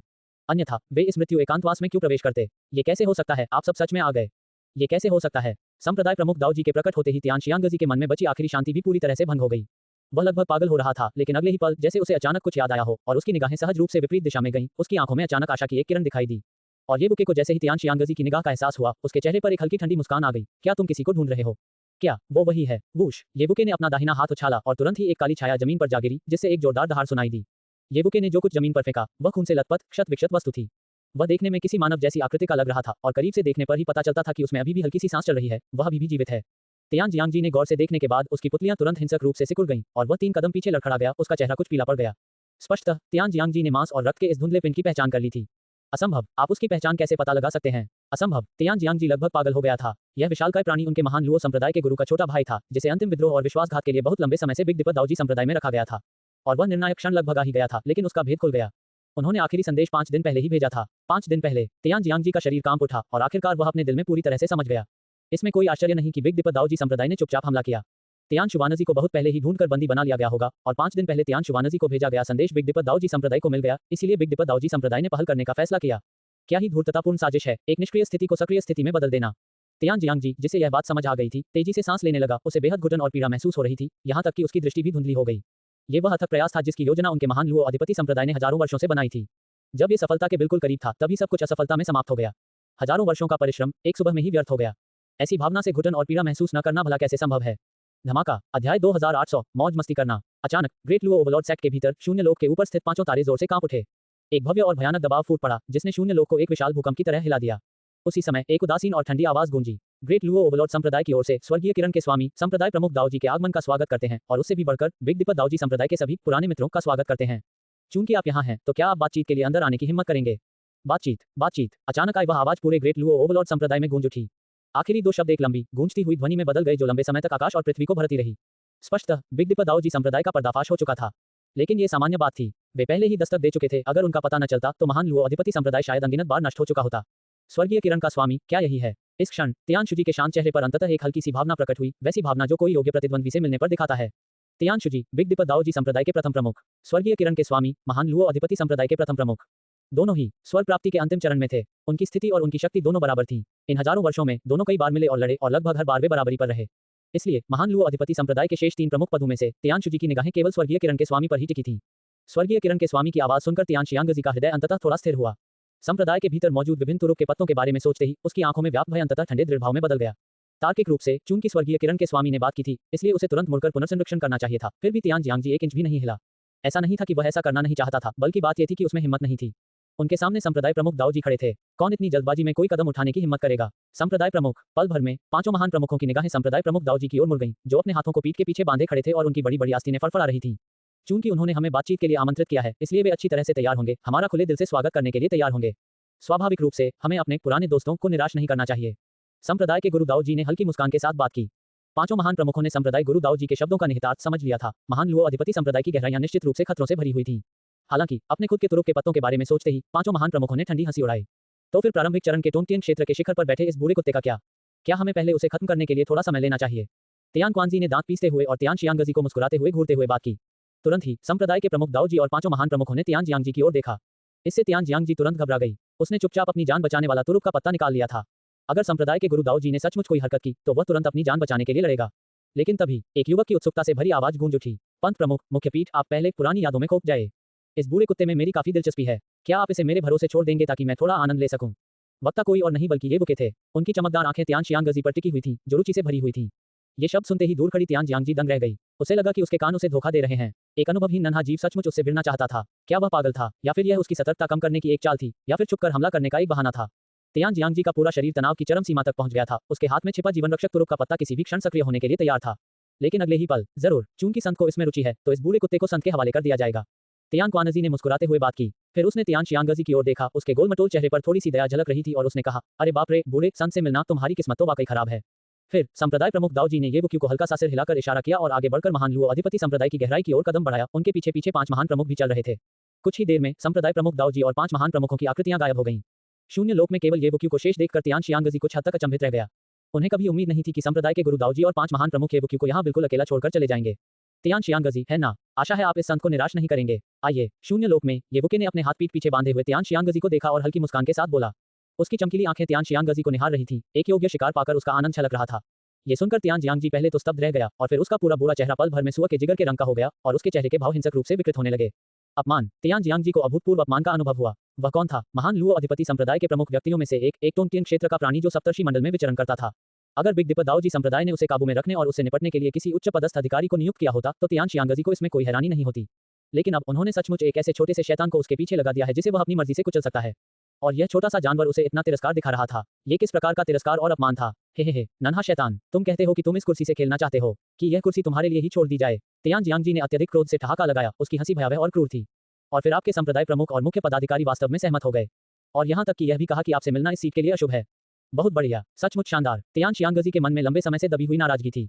अब संप्रदाय प्रमुख दाऊजी और पांच महान प्रमुखों के चले जाने और केवल येबुक्यू के शेष रहने के बाद वह अंततः अपने तीखे दांत दिखाने से खुद को रोक नहीं सका। चूंकि वह बूढ़ा भूत दाऊजी और वे पांच बूढ़े प्राणी तुम जैसे छोटे जानवर को इस आसन से निपटने का जिम्मा सौंपने में इतने आश्वस्त हैं, तो यह आसन उन्हें कैसे निराश कर सकता है? तियान जियांगजी ने अत्यंत क्रूरता से कहा। इसी बीच येबुके के चेहरे पर थोड़ी सी अधीरता झलकने लगी थी। तियान शियांगजी मानो अपना सारा गुस्सा निकाल चुका था। उसने अपने सीने में दबी नफरत को थूकते हुए बेरहमी से मुस्कुराते हुए कहा, चिंता मत करो, यह आसन तुम्हारी खाल उतार देगा, तुम्हारी नसें खींच लेगा और तुम्हारी हड्डियों से मज्जा चूस लेगा। अंत में मैं तुम्हारा सिर उन लोगों को उपहार के रूप में ले जाऊंगा। बैंग। तियान जियांगजी हवा में उड़ गया। शून्य लोक में भयानक शक्ति का विस्फोट हुआ। तीव्र घर्षण से एक मुट्ठी के निशान के समान वायु प्रवाह उत्पन्न हुआ जो शून्य लोक को भेदता हुआ तियान शियांगजी को घेरते हुए दूर स्थित पर्वत चोटियों की ओर जोर से धकेल दिया। 18 चोटियों को पार करने के बाद वह धरती पर जा गिरा। एक जोरदार गर्जना गूंजी और जमीन का वह टुकड़ा सैकड़ों फीट नीचे धंस गया और मूल महल परिसर पूरी तरह से समतल और नष्ट हो गया। चौपर। महान लुओ अधिपति संप्रदाय के सच्चे शिष्यों के चेहरे पर जो क्रूर मुस्कानें थीं, वे पल भर में जम गईं। उन्होंने अभी क्या देखा? टोंगटियन क्षेत्र के एक शक्तिशाली योद्धा, उच्च और शक्तिशाली तियान जियांगजी को एक ही मुक्के से हवा में उड़ा दिया गया। उन्हें प्रतिरोध करने का मौका भी नहीं मिला। उनके दिलों में अंतहीन सिहरन दौड़ गई। ग्रेट लुओ ओवरलॉर्ड सेक्ट के सभी शिष्यों की आंखों में जब उन्होंने शून्य लोक में तियान जियांगजी के दुर्घटनाग्रस्त होने के स्थान की ओर बढ़ते हुए लंबे और पतले शरीर को देखा तो एक अनियंत्रित भय उमड़ पड़ा। अगर लड़ना ही है तो लड़ो। ये सब बकवास और बेमतलब की बातें, ये मुझे सबसे ज्यादा परेशान करती हैं। अपने घने बालों को लहराते हुए येबुक्यू की ठंडी आवाज शून्य क्षेत्र से गुजरते हुए गूंज उठी, जो 9 स्वर्गों में गूंजती रही।